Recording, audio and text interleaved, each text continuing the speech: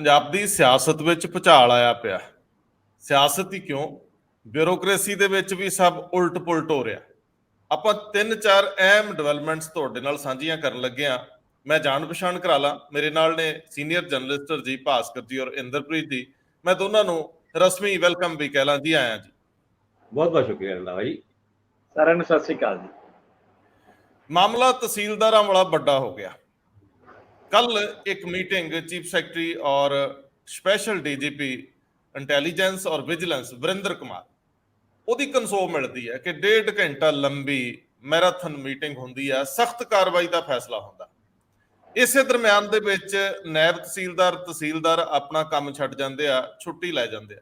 ਪਰ ਉਹਨਾਂ ਦੀ ਐਸੋਸੀਏਸ਼ਨ ਦੇ ਪ੍ਰਧਾਨ ਗੁਰਦੇਵ ਸਿੰਘ ਧੰਮ ਕਹਿੰਦੇ ਵੀ ਅਸੀਂ ਕੋਈ ਕਾਲ ਹੀ ਨਹੀਂ ਦਿੱਤੀ, ਇਹ ਤਾਂ ਵਿਅਕਤੀਗਤ ਤੌਰ ਤੇ ਸਾਰਾ ਕੁਝ ਹੋ ਰਿਹਾ।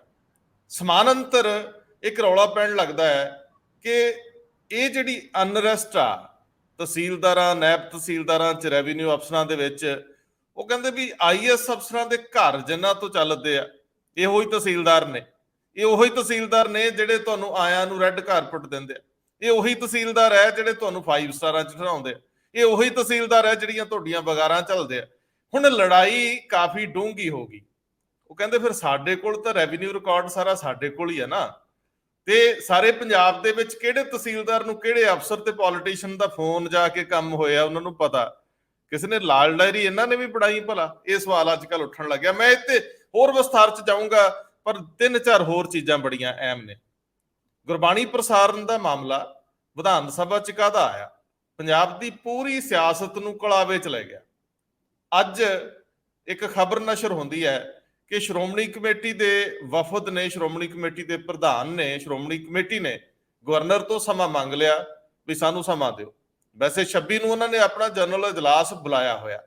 ਇਸੇ ਦਰਮਿਆਨ ਚ ਮੁਤਵਾਜੀ ਜਥੇਦਾਰ ਜਿਹੜੇ ਚੱਬਾ ਪਿੰਡ ਦੇ ਵਿੱਚ ਸਰਬੱਤ ਖਾਲਸਾ ਬੁਲਾ ਕੇ ਲਾਏ ਗਏ ਸੀ, ਔਰ ਜਗਤਾਰ ਸਿੰਘ ਹਵਾਰਾ ਦੇ ਨਾਲ ਕਾਰਜਕਾਰੀ ਜਥੇਦਾਰ ਧਿਆਨ ਸਿੰਘ ਮੰਡ, ਉਹਨਾਂ ਨੇ ਮੁੱਖ ਮੰਤਰੀ ਤਲਬ ਕਰ ਲਏ।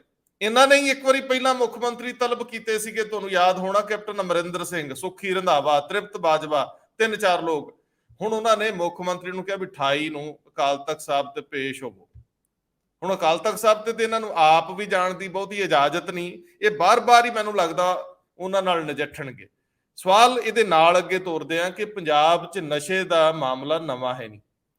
ਪੰਜਾਬ ਦੇ ਸਿਹਤ ਮੰਤਰੀ ਕਾਫੀ ਮੱਥਾ ਮਾਰਦੇ ਰਹਿੰਦੇ ਆ, ਸਿਰ ਸੁੱਟ ਕੇ ਕੰਮ ਕਰਨ ਵਾਲੇ ਲੋਕਾਂ 'ਚ ਗਿਣੇ ਜਾਂਦੇ। ਵੈਸੇ ਇੰਦਰਪ੍ਰੀਤ ਸਿੰਘ ਨਿੱਜਰ ਜਿਹੜੇ ਹੁਣ ਮੰਤਰੀ ਨਹੀਂ ਰਹੇ, ਉਹ ਵੀ ਇਦਾਂ ਦਾ ਹੀ ਕੰਮ ਕਰਦੇ ਹੁੰਦੇ ਸੀ। ਲੇਕਿਨ ਡਾਕਟਰ ਬਲਬੀਰ ਸਿੰਘ ਲਗਾਤਾਰ ਨਸ਼ਿਆਂ ਨੂੰ ਲੈ ਕੇ ਕੁਝ ਨਾ ਕੁਝ ਕਰਦੇ ਨਜ਼ਰ ਆਉਂਦੇ ਆ। ਕਿ ਹੁਣ ਪੰਜਾਬ ਦੇ ਵਿੱਚ ਨਸ਼ੇ ਦੀ ਥੋੜੀ ਮਾਤਰਾ, ਮਤਲਬ ਨਸ਼ਾ ਲੈਣ ਵਾਲੇ, ਖਾਣ ਵਾਲੇ ਜਿਹੜੇ ਆ, ਉਹ ਹੁਣ ਡਰੱਗ ਐਕਟ ਥੱਲੇ ਨਹੀਂ ਟ੍ਰੀਟ ਕੀਤੇ ਜਾਣਗੇ? ਕੀ ਪੰਜਾਬ ਸਰਕਾਰ ਐਕਟ ਵਿੱਚ ਸੋਧ ਕਰ ਰਹੀ ਹੈ? ਕੈਨੇਡਾ ਦੀ ਤਰਜ਼ ਤੇ ਇੱਕ ਮਾਤਰਾ ਨਿਰਧਾਰਿਤ ਕਰਤੀ ਜਾਊਗੀ ਵੀ ਜੇ ਤੁਹਾਡੀ ਡੱਬੀ ਚੋਂ ਫੀਮ ਨਿਕਲ ਆਵੇ ਇੰਨੀ ਕੁ ਜਾਂ ਕੋਈ ਹੋਰ ਚੀਜ਼, ਤੇ ਤੁਹਾਨੂੰ ਉਹਦੇ ਨਾਲ ਜੇਲ੍ਹ ਨਹੀਂ ਜਾਣਾ ਪਊਗਾ। ਕੀ ਇਸ ਵੱਲ ਨੂੰ ਇਵੇਂ ਐਡਰੈਸ ਕਰ ਲਈਏ? ਕਾਫੀ ਹੋਰ ਖਬਰਾਂ ਨੇ, ਪਰ ਮੈਨੂੰ ਲੱਗਦਾ ਵੀ ਆਪਾਂ ਗੱਲ ਤੋਰ ਲਈਏ ਪਹਿਲਾਂ। ਇੰਦਰਪ੍ਰੀਤ ਜੀ, ਸਭ ਤੋਂ ਪਹਿਲਾਂ ਮੈਨੂੰ ਇਹ ਦੱਸੋ ਕਿ ਤਹਿਸੀਲਦਾਰਾਂ ਵਾਲਾ ਮਾਮਲਾ ਕਾਫੀ ਵੱਡਾ ਹੋ ਗਿਆ। ਰੌਲਾ ਇਸ ਗੱਲ ਦਾ ਵੀ ਉਹਨਾਂ ਦੇ ਗਰੁੱਪਾਂ 'ਚ ਪੈ ਰਿਹਾ ਕਿ ਯਾਰ ਤੁਸੀਂ ਸਾਨੂੰ ਭ੍ਰਿਸ਼ਟ ਲਿਖੀ ਜਾਂਦੇ ਹੋ, ਨਾ ਸਾਨੂੰ ਤੁਸੀਂ ਜਾਂਚ 'ਚ ਸ਼ਾਮਲ ਕੀਤਾ, ਨਾ ਸਾਡਾ ਕੋਈ ਟਰਾਇਲ ਹੋਇਆ, ਨਾ ਸਾਡੇ ਤੇ ਕੋਈ ਫੈਸਲਾ ਆਇਆ ਵੀ ਅਸੀਂ ਕਰਪਟ ਹੈ, ਤੇ ਤੁਸੀਂ ਸਾਨੂੰ ਕਰਪਟ ਲਿਖੀ ਜਾਂਦੇ ਹੋ ਯਾਰ। ਤੇ ਦੂਜੇ ਬੰਨੇ ਉਹ ਕਹਿੰਦੇ ਅਸੀਂ ਤਾਂ ਸਿਸਟਮ ਦਾ ਬੋਝ ਆਪਣੇ ਮੋਢਿਆਂ ਤੇ ਲੈ ਕੇ ਚੱਲਦੇ ਹਾਂ, ਚੰਗਾ ਹੋਵੇ ਮਾੜਾ ਹੋਵੇ, ਸਿਆਸੀ ਹੋਵੇ ਗੈਰ ਸਿਆਸੀ ਹੋਵੇ, ਅਫਸਰ ਹੋਵੇ ਜਾਂ ਕੋਈ ਹੋਰ ਹੋਵੇ, ਸਾਰਿਆਂ ਦੀ ਵਗਾਰ ਤਾਂ ਸਾਡੇ ਮੋਢੇ ਤੇ ਆ, ਤੇ ਸਾਨੂੰ ਫਿਰ ਤੁਸੀਂ ਟੈਗ ਦੇ ਰਹੇ ਹੋ। ਔਰ ਸਾਡੇ ਤਾਂ ਰਿਸ਼ਤੇਦਾਰਾਂ ਦੇ ਵਿੱਚ ਵੀ ਨਿਆਣੇ ਹੁਣ ਕਹਿੰਦੇ ਪਾਪਾ ਛੱਡ ਕੇ ਆ ਜਾ ਕੈਨੇਡਾ, ਤੂੰ ਲੈਣਾ ਕੀ, ਉੱਥੋਂ ਬਥੇਰੀ ਕਮਾਈ ਕਰ ਲਈ। ਆਪਾਂ ਤਾਂ ਹੁਣ ਇੱਜ਼ਤ ਮਾਣ ਚਾਹੁੰਦੇ ਆ। ਗੱਲ ਤੋਰੋ ਜਰਾ। ਰੰਧਾਵਾ ਸਾਹਿਬ, ਵਾਕਈ ਇਹ ਗੱਲ ਜਿਹੜੀ ਤੁਸੀਂ ਕੀਤੀ ਹੈ, ਇਹ ਗੱਲ ਬਹੁਤ ਹੀ ਚਰਚਾ 'ਚ ਬਣੀ ਹੋਈ ਸੀ। ਖਾਸ ਤੌਰ ਤੇ ਤਹਿਸੀਲਦਾਰਾਂ ਦਾ ਜਿਹੜਾ ਗਰੁੱਪ ਹੈ, WhatsApp ਗਰੁੱਪ ਹੁੰਦਾ, ਉਹਦੇ 'ਚ ਬੜੀ ਇੰਟਰਸਟਿੰਗ ਪੁਆਇੰਟ ਆ ਰਹੇ ਸੀਗੇ।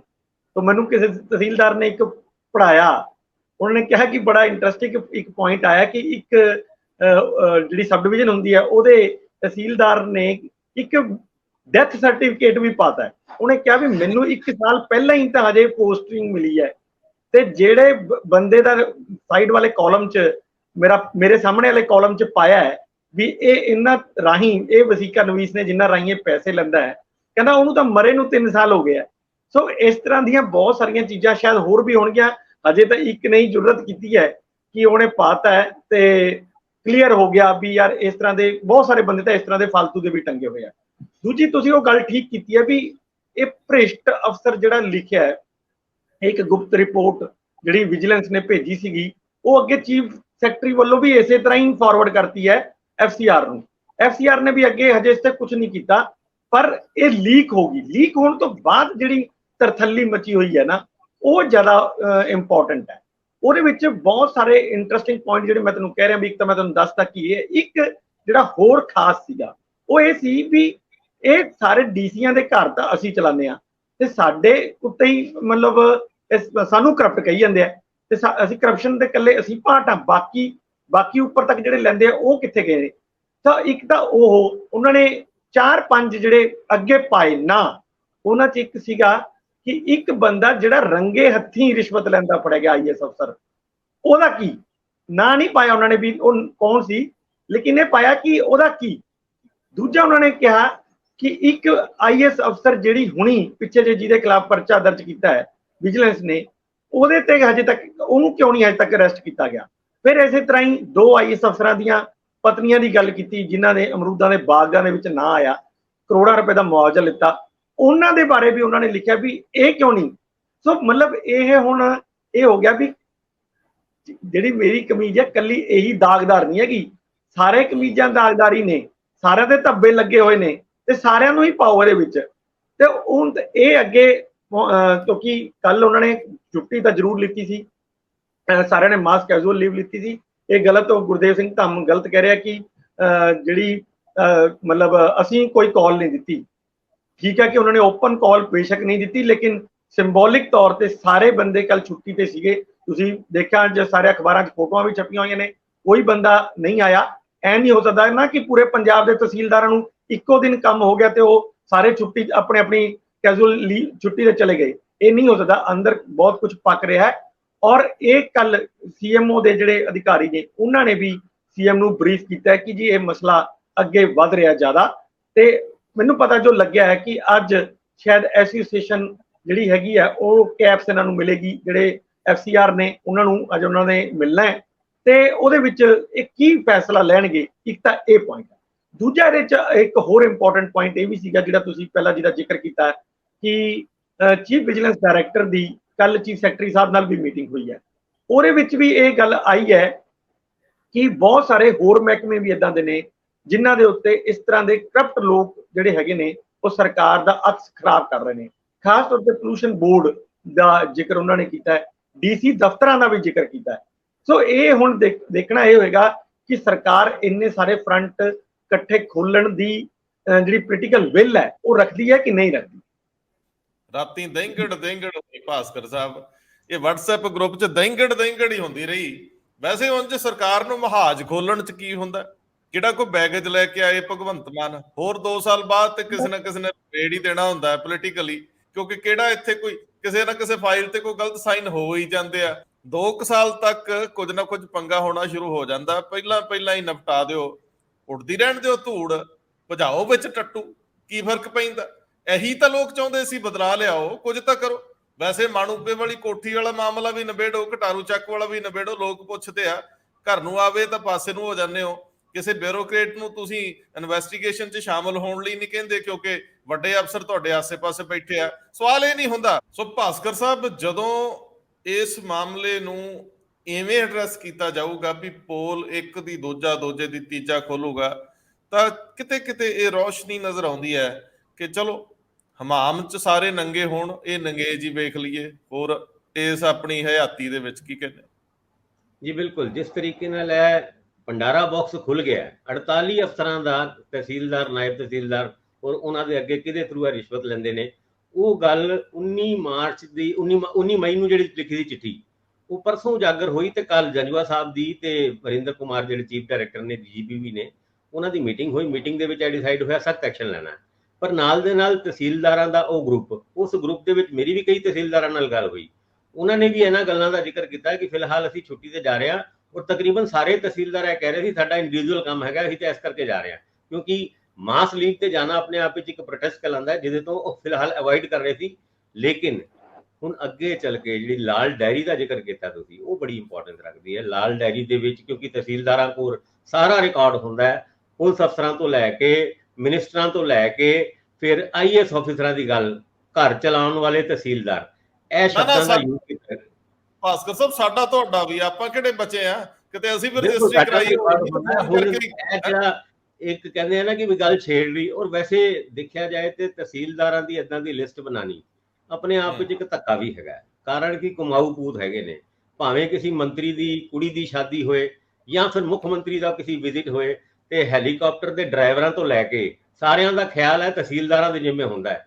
ਪਿਛਲੇ ਦਿਨਾਂ ਦੇ ਵਿੱਚ ਕਿਸੇ ਇੱਕ ਤਹਿਸੀਲਦਾਰ ਨਾਲ ਮੇਰੀ ਗੱਲ ਹੋਈ, ਮੈਂ ਕਿਹਾ ਜੀ ਕਿੱਥੇ ਹੈਗੇ ਹੋ, ਕਹਿੰਦੇ ਜੀ ਕਲੱਬ ਕਬਾਨਾ, ਕਿਉਂਕਿ ਮੁੱਖ ਮੰਤਰੀ ਆਏ ਆ। ਯਾਨੀ ਐਦਾਂ ਦੀ ਚੀਜ਼ਾਂ ਤੁਹਾਨੂੰ ਯਾਦ ਹੋਏਗਾ, ਬਾਦਲ ਸਾਹਿਬ ਜਦ 2007 ਦੇ ਵਿੱਚ ਮੁੱਖ ਮੰਤਰੀ ਬਣੇ ਸੀ, ਆਂਦੀ ਉਹਨਾਂ ਨੇ ਇੱਕ ਸਟੇਟਮੈਂਟ ਦਿੱਤੀ ਸੀ ਵੀ ਅੱਜ ਤੋਂ ਬਾਅਦ ਤਹਿਸੀਲਦਾਰਾਂ ਨੂੰ ਕਿਸੇ ਵੀ ਤਰੀਕੇ ਦੀ ਇਸ ਤਰੀਕੇ ਦੀ ਵਗਾਰ ਨਹੀਂ ਦਿੱਤੀ ਜਾਏਗੀ, ਔਰ ਉਹ ਆਪਣਾ ਕੰਮ ਕਰਨ, ਕੋਈ ਜ਼ਰੂਰਤ ਨਹੀਂ ਹੈ ਰੋਟੀ ਪਾਣੀ ਦਾ ਖਰਚਾ ਕਰਨ ਦੀ। ਪਰ ਇਹ ਤਹਿਸੀਲਦਾਰ ਜਦ ਸਰਕਾਰੀ ਫੰਕਸ਼ਨ ਤੇ ਹੁੰਦੇ ਨੇ ਤੇ ਉਸ ਫੰਕਸ਼ਨ ਹਾਲ ਤੇ ਘੱਟ ਤੇ ਉਹ ਖਾਣੇ ਬਣਾਉਣ ਵਾਲੇ ਟੈਂਟ 'ਚ ਜ਼ਿਆਦਾ ਹੁੰਦੇ ਨੇ, ਕਿਉਂਕਿ ਸਾਰੇ ਅਰੇਂਜਮੈਂਟ ਕਰਨੇ ਹੁੰਦੇ ਆ ਇਹਨਾਂ ਨੂੰ।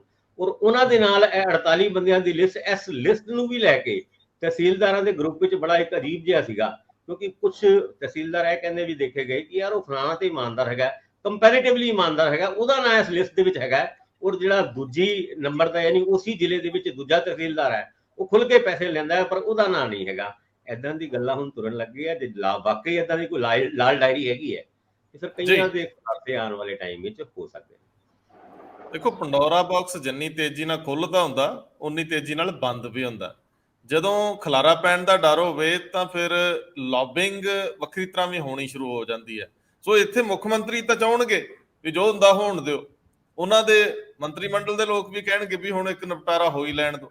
ਪਰ ਜਿਹੜੇ ਜਿੰਨੇ ਬਿਊਰੋਕਰੇਟ ਬੁਨਿਆਦੀ ਤੌਰ ਤੇ ਪਿਛਲੇ 20-30 ਸਾਲਾਂ ਤੋਂ ਇਹਨਾਂ ਸਰਕਾਰਾਂ ਦਾ ਹਿੱਸਾ ਨੇ, ਉਹ ਕੋਸ਼ਿਸ਼ ਕਰਨਗੇ ਕਿ ਨਿਪਟਾ ਲਓ ਯਾਰ, ਗੱਲ ਤਾਂ ਅਖੀਰ 'ਚ ਸਰਕਾਰ ਦੀ ਬਦਨਾਮੀ ਦੀ ਹੁੰਦੀ ਹੈ ਕਿ ਚਲੋ ਛੱਡਦੇ ਆ, ਆਪਾਂ ਕੀ ਲੈਣਾ ਇਸ ਗੱਲ 'ਚੋਂ। ਇੰਦਰਪ੍ਰੀਤ ਜੀ, ਵੈਸੇ ਜਦੋਂ ਗਵਰਨਰ ਸਾਹਿਬ ਬੜੇ ਗੁੱਸੇ 'ਚ ਸੀ ਨਾ, ਬੜੇ ਪਿਆਰ ਨਾਲ ਉਹ ਕਹਿੰਦੇ ਮੈਨੂੰ ਨਹੀਂ ਫਰਕ ਪੈਂਦਾ, ਮੇਰੀ 50 ਸਾਲ ਦੀ ਨਹੀਂ, ਮੈਨੂੰ ਫਰਕ ਨਹੀਂ ਪੈਂਦਾ, ਉਦੋਂ ਤੁਸੀਂ ਸਾਹਮਣੇ ਬੈਠੇ ਸੀ, ਬਿਲਕੁਲ ਐਨ ਸਾਹਮਣੇ ਬੈਠੇ ਸੀ। ਹੁਣ ਮੈਨੂੰ ਦੱਸਿਓ ਵੀ ਗਵਰਨਰ ਸਾਹਿਬ ਗੁੱਸੇ 'ਚ ਸੀ ਕਿ ਜਾਂ ਗਵਰਨਰ ਸਾਹਿਬ ਰੰਜ 'ਚ ਸੀਗੇ? ਗਵਰਨਰ ਸਾਹਿਬ ਕਾਰਵਾਈ ਕਰਨਾ ਚਾਹੁੰਦੇ ਨੇ ਜਾਂ ਪੈਚਅਪ ਕਰਨਾ ਚਾਹੁੰਦੇ ਨੇ? ਗਵਰਨਰ ਸਾਹਿਬ ਪੰਜਾਬ ਸਰਕਾਰ ਨੂੰ ਸਬਕ ਸਿਖਾਉਣਾ ਚਾਹੁੰਦੇ ਨੇ ਜਾਂ ਚੁੱਪ ਕਰਕੇ ਟਾਈਮ ਪਾਸ ਕਰਨਾ ਚਾਹੁੰਦੇ ਨੇ? ਗੱਲ ਤੋਰੋ, ਕਿਉਂਕਿ ਜਿਹੜੇ ਮਾਮਲੇ ਵਿਧਾਨ ਸਭਾ 'ਚ ਆਏ ਆ, ਗਵਰਨਰ ਸਾਹਿਬ ਕੋਲੋਂ ਟਾਈਮ ਤਾਂ ਸ਼੍ਰੋਮਣੀ ਕਮੇਟੀ ਨੇ ਵੀ ਮੰਗ ਲਿਆ ਤੇ CM ਨੂੰ ਜਿਹੜਾ ਵਾ ਉਹ ਤਲਬ ਕਰ ਲਿਆ ਧਿਆਨ ਸਿੰਘ ਮੰਡ ਨੇ। ਇਹ ਸਾਰੀਆਂ ਗੱਲਾਂ ਕਲੱਬ ਕਰ ਲਈ। ਰੰਧਾਵਾ ਸਾਹਿਬ ਦੇਖੋ, ਕੱਲ ਜਿਹੜੀ ਪ੍ਰੈਸ ਕਾਨਫਰੰਸ ਗਵਰਨਰ ਸਾਹਿਬ ਨੇ ਕੀਤੀ ਹੈਗੀ ਹੈ, ਉਹ ਉਹਨਾਂ ਦੇ ਸ਼ਬਦ, ਜੇ ਤੁਸੀਂ ਸ਼ਬਦਾਂ ਤੇ ਜਾਓ ਤਾਂ ਉਹਨਾਂ ਸ਼ਬਦਾਂ ਦੇ ਵਿੱਚ ਤਲਖੀ ਜ਼ਰੂਰ ਸੀ, ਪਰ ਉਹ ਗਰਿਮਾਪੂਰਨ ਵੀ ਸੀਗੇ। ਮਤਲਬ ਤੁਹਾਨੂੰ ਕੋਈ ਸ਼ਬਦ ਸੁਣ ਕੇ ਇਦਾਂ ਨਹੀਂ ਲੱਗੂਗਾ ਕਿ ਉਹਨਾਂ ਨੇ ਗਵਰਨਰ ਦੀ ਮਰਿਆਦਾ ਨੂੰ ਥੱਲੇ ਰੱਖ ਕੇ ਇਹ ਸ਼ਬਦ ਬੋਲੇ। ਜਿਸ ਤਰ੍ਹਾਂ ਆਮ ਤੌਰ ਤੇ ਮਤਲਬ ਉਹਨਾਂ ਦਾ ਇਹ ਰੰਜ ਸੀ ਕਿ ਮੁੱਖ ਮੰਤਰੀ ਜਿਹੜੇ ਹੈਗੇ ਆ ਉਹ ਉਹਨਾਂ ਦੇ ਖਿਲਾਫ ਬਹੁਤ ਸਾਰੀ ਇਹ ਜੀ ਭਾਸ਼ਾ ਦਾ ਉਪਯੋਗ ਕਰਦੇ ਆ, ਜਿਹੜੀ ਇੱਕ ਮੁੱਖ ਮੰਤਰੀ ਸਤਰ ਤੇ ਜਿਹੜਾ ਬੰਦਾ ਬੈਠਾ ਹੋਇਆ ਉਹਨੂੰ ਸ਼ੋਭਾ ਨਹੀਂ ਦਿੰਦੀ। ਔਰ ਖਾਸ ਤੌਰ ਤੇ ਗਵਰਨਰ ਦੇ ਪ੍ਰਤੀ, ਗਵਰਨਰ ਔਰ ਮੁੱਖ ਮੰਤਰੀ ਦੋਨੋਂ ਸੰਵਿਧਾਨਿਕ ਪਦ ਨੇ ਤੇ ਇਹਨਾਂ ਦੋਨਾਂ ਦਾ ਮਤਲਬ ਉਹਨਾਂ ਨੇ ਕਿਹਾ ਵੀ ਖਿਆਲ ਰੱਖਣਾ ਚਾਹੀਦਾ ਉਹਨਾਂ ਨੂੰ। ਮੈਂ ਤਾਂ ਰੱਖਦਾ, ਇਹ ਵੀ ਨਾਲ ਉਹਨਾਂ ਨੇ ਕਿਹਾ ਵੀ ਮੈਂ ਤਾਂ ਰੱਖਦਾ, ਮੇਰੇ ਕੋਈ ਸ਼ਬਦ ਇਦਾਂ ਦੇ ਨਹੀਂ ਹੈਗੇ, ਮੈਂ ਨਾ ਹੀ ਉਹਨਾਂ ਵਰਗੀ ਭਾਸ਼ਾ ਯੂਜ਼ ਕਰੂੰਗਾ। ਹਾਂ, ਪਰ ਉਹਨਾਂ ਨੇ ਕੱਲ ਇਹ ਜਿਹੀ ਪਿਆਰ ਭਰੇ ਸ਼ਬਦਾਂ ਦੇ ਵਿੱਚ ਧਮਕੀ ਵੀ ਦਿੱਤੀ ਵੀ ਵਿਧਾਨ ਸਭਾ ਦੇ ਅੰਦਰ ਤਾਂ ਤੁਸੀਂ ਜਿਹੜੇ ਸ਼ਬਦ ਮੇਰੇ ਪ੍ਰਤੀ ਵਰਤੇ ਹੈ ਉੱਥੇ ਤਾਂ ਤੁਹਾਡੇ ਕੋਲੇ ਪ੍ਰੋਟੈਕਸ਼ਨ ਹੈਗੀ ਹੈ, ਪਰ ਜੇ ਬਾਹਰ ਵਰਤੇ ਫਿਰ ਮੈਂ ਕਾਨੂੰਨੀ ਕਾਰਵਾਈ ਕਰੂੰਗਾ। ਇਹ ਕਾਨੂੰਨੀ ਕਾਰਵਾਈ ਕਰੂੰਗਾ ਉਹਨਾਂ ਨੇ 3-4 ਵਾਰ ਵਰਤਿਆ ਸ਼ਬਦ ਕਿ ਉਹ ਕਾਨੂੰਨੀ ਕਾਰਵਾਈ ਕਰਨਗੇ। ਹੁਣ ਉਹ ਕਹਿੰਦੇ ਮੇਰੇ ਕੋਲ ਪੂਰੀ ਇੱਕ ਲੀਗਲ ਟੀਮ ਹੈ, ਹੁਣ ਮੈਂ ਧਿਆਨ ਰੱਖੂੰਗਾ ਵੀ ਤੁਸੀਂ ਮੇਰੇ ਪ੍ਰਤੀ ਸ਼ਬਦ ਕਿੱਥੇ ਬੋਲਦੇ ਹੋ ਇਸ ਤਰ੍ਹਾਂ ਦੇ। ਸੋ ਇਹ ਜਿਹੜੇ ਸ਼ਬਦਾਂ ਦਾ ਜਿਹੜਾ ਮੈਂ ਕਹਿ ਰਿਹਾ ਕਿ ਸ਼ਬਦ ਉਹਨਾਂ ਨੇ ਭਾਵੇਂ ਮਤਲਬ ਬਹੁਤ ਗਰਿਮਾਪੂਰਨ ਹੀ ਵਰਤੇ, ਪਰ ਉਹਨਾਂ ਦੇ ਵਿੱਚ ਜਿਹੜੀ ਤਿੱਖਾਪਨ ਸੀ ਜਾਂ ਰੰਜਿਸ਼ ਤਾਂ ਉਹਨਾਂ ਨੂੰ ਸਾਫ਼ ਨਜ਼ਰ ਆ ਹੀ ਰਹੀ ਸੀ। ਦੂਜੀ ਗੱਲ ਜਿਹੜੀ ਇਹਦੇ ਵਿੱਚ ਤੁਸੀਂ ਕਿਹਾ ਵੀ ਉਹਨਾਂ ਨੇ ਬਹੁਤ ਸਾਰੀਆਂ ਉਹਨਾਂ ਦੇ ਸਵਾਲਾਂ ਦੇ ਜਵਾਬ ਵੀ ਦਿੱਤੇ। ਅੱਜ ਦੇਖੋ ਜਿੰਨੇ ਵੀ ਮੁੱਖ ਮੰਤਰੀ ਨੇ ਵਿਧਾਨ ਸਭਾ 'ਚ ਜੋ ਗੱਲਾਂ ਕੀਤੀਆਂ ਉਹਨਾਂ ਨੇ ਇੱਕ ਦਾ ਜਵਾਬ ਵੀ ਦਿੱਤਾ, ਵੀਡੀਓ ਵੀ ਪੇਸ਼ ਕੀਤੇ, ਸਭ ਕੁਝ ਕੀਤਾ ਉਹਨਾਂ ਨੇ।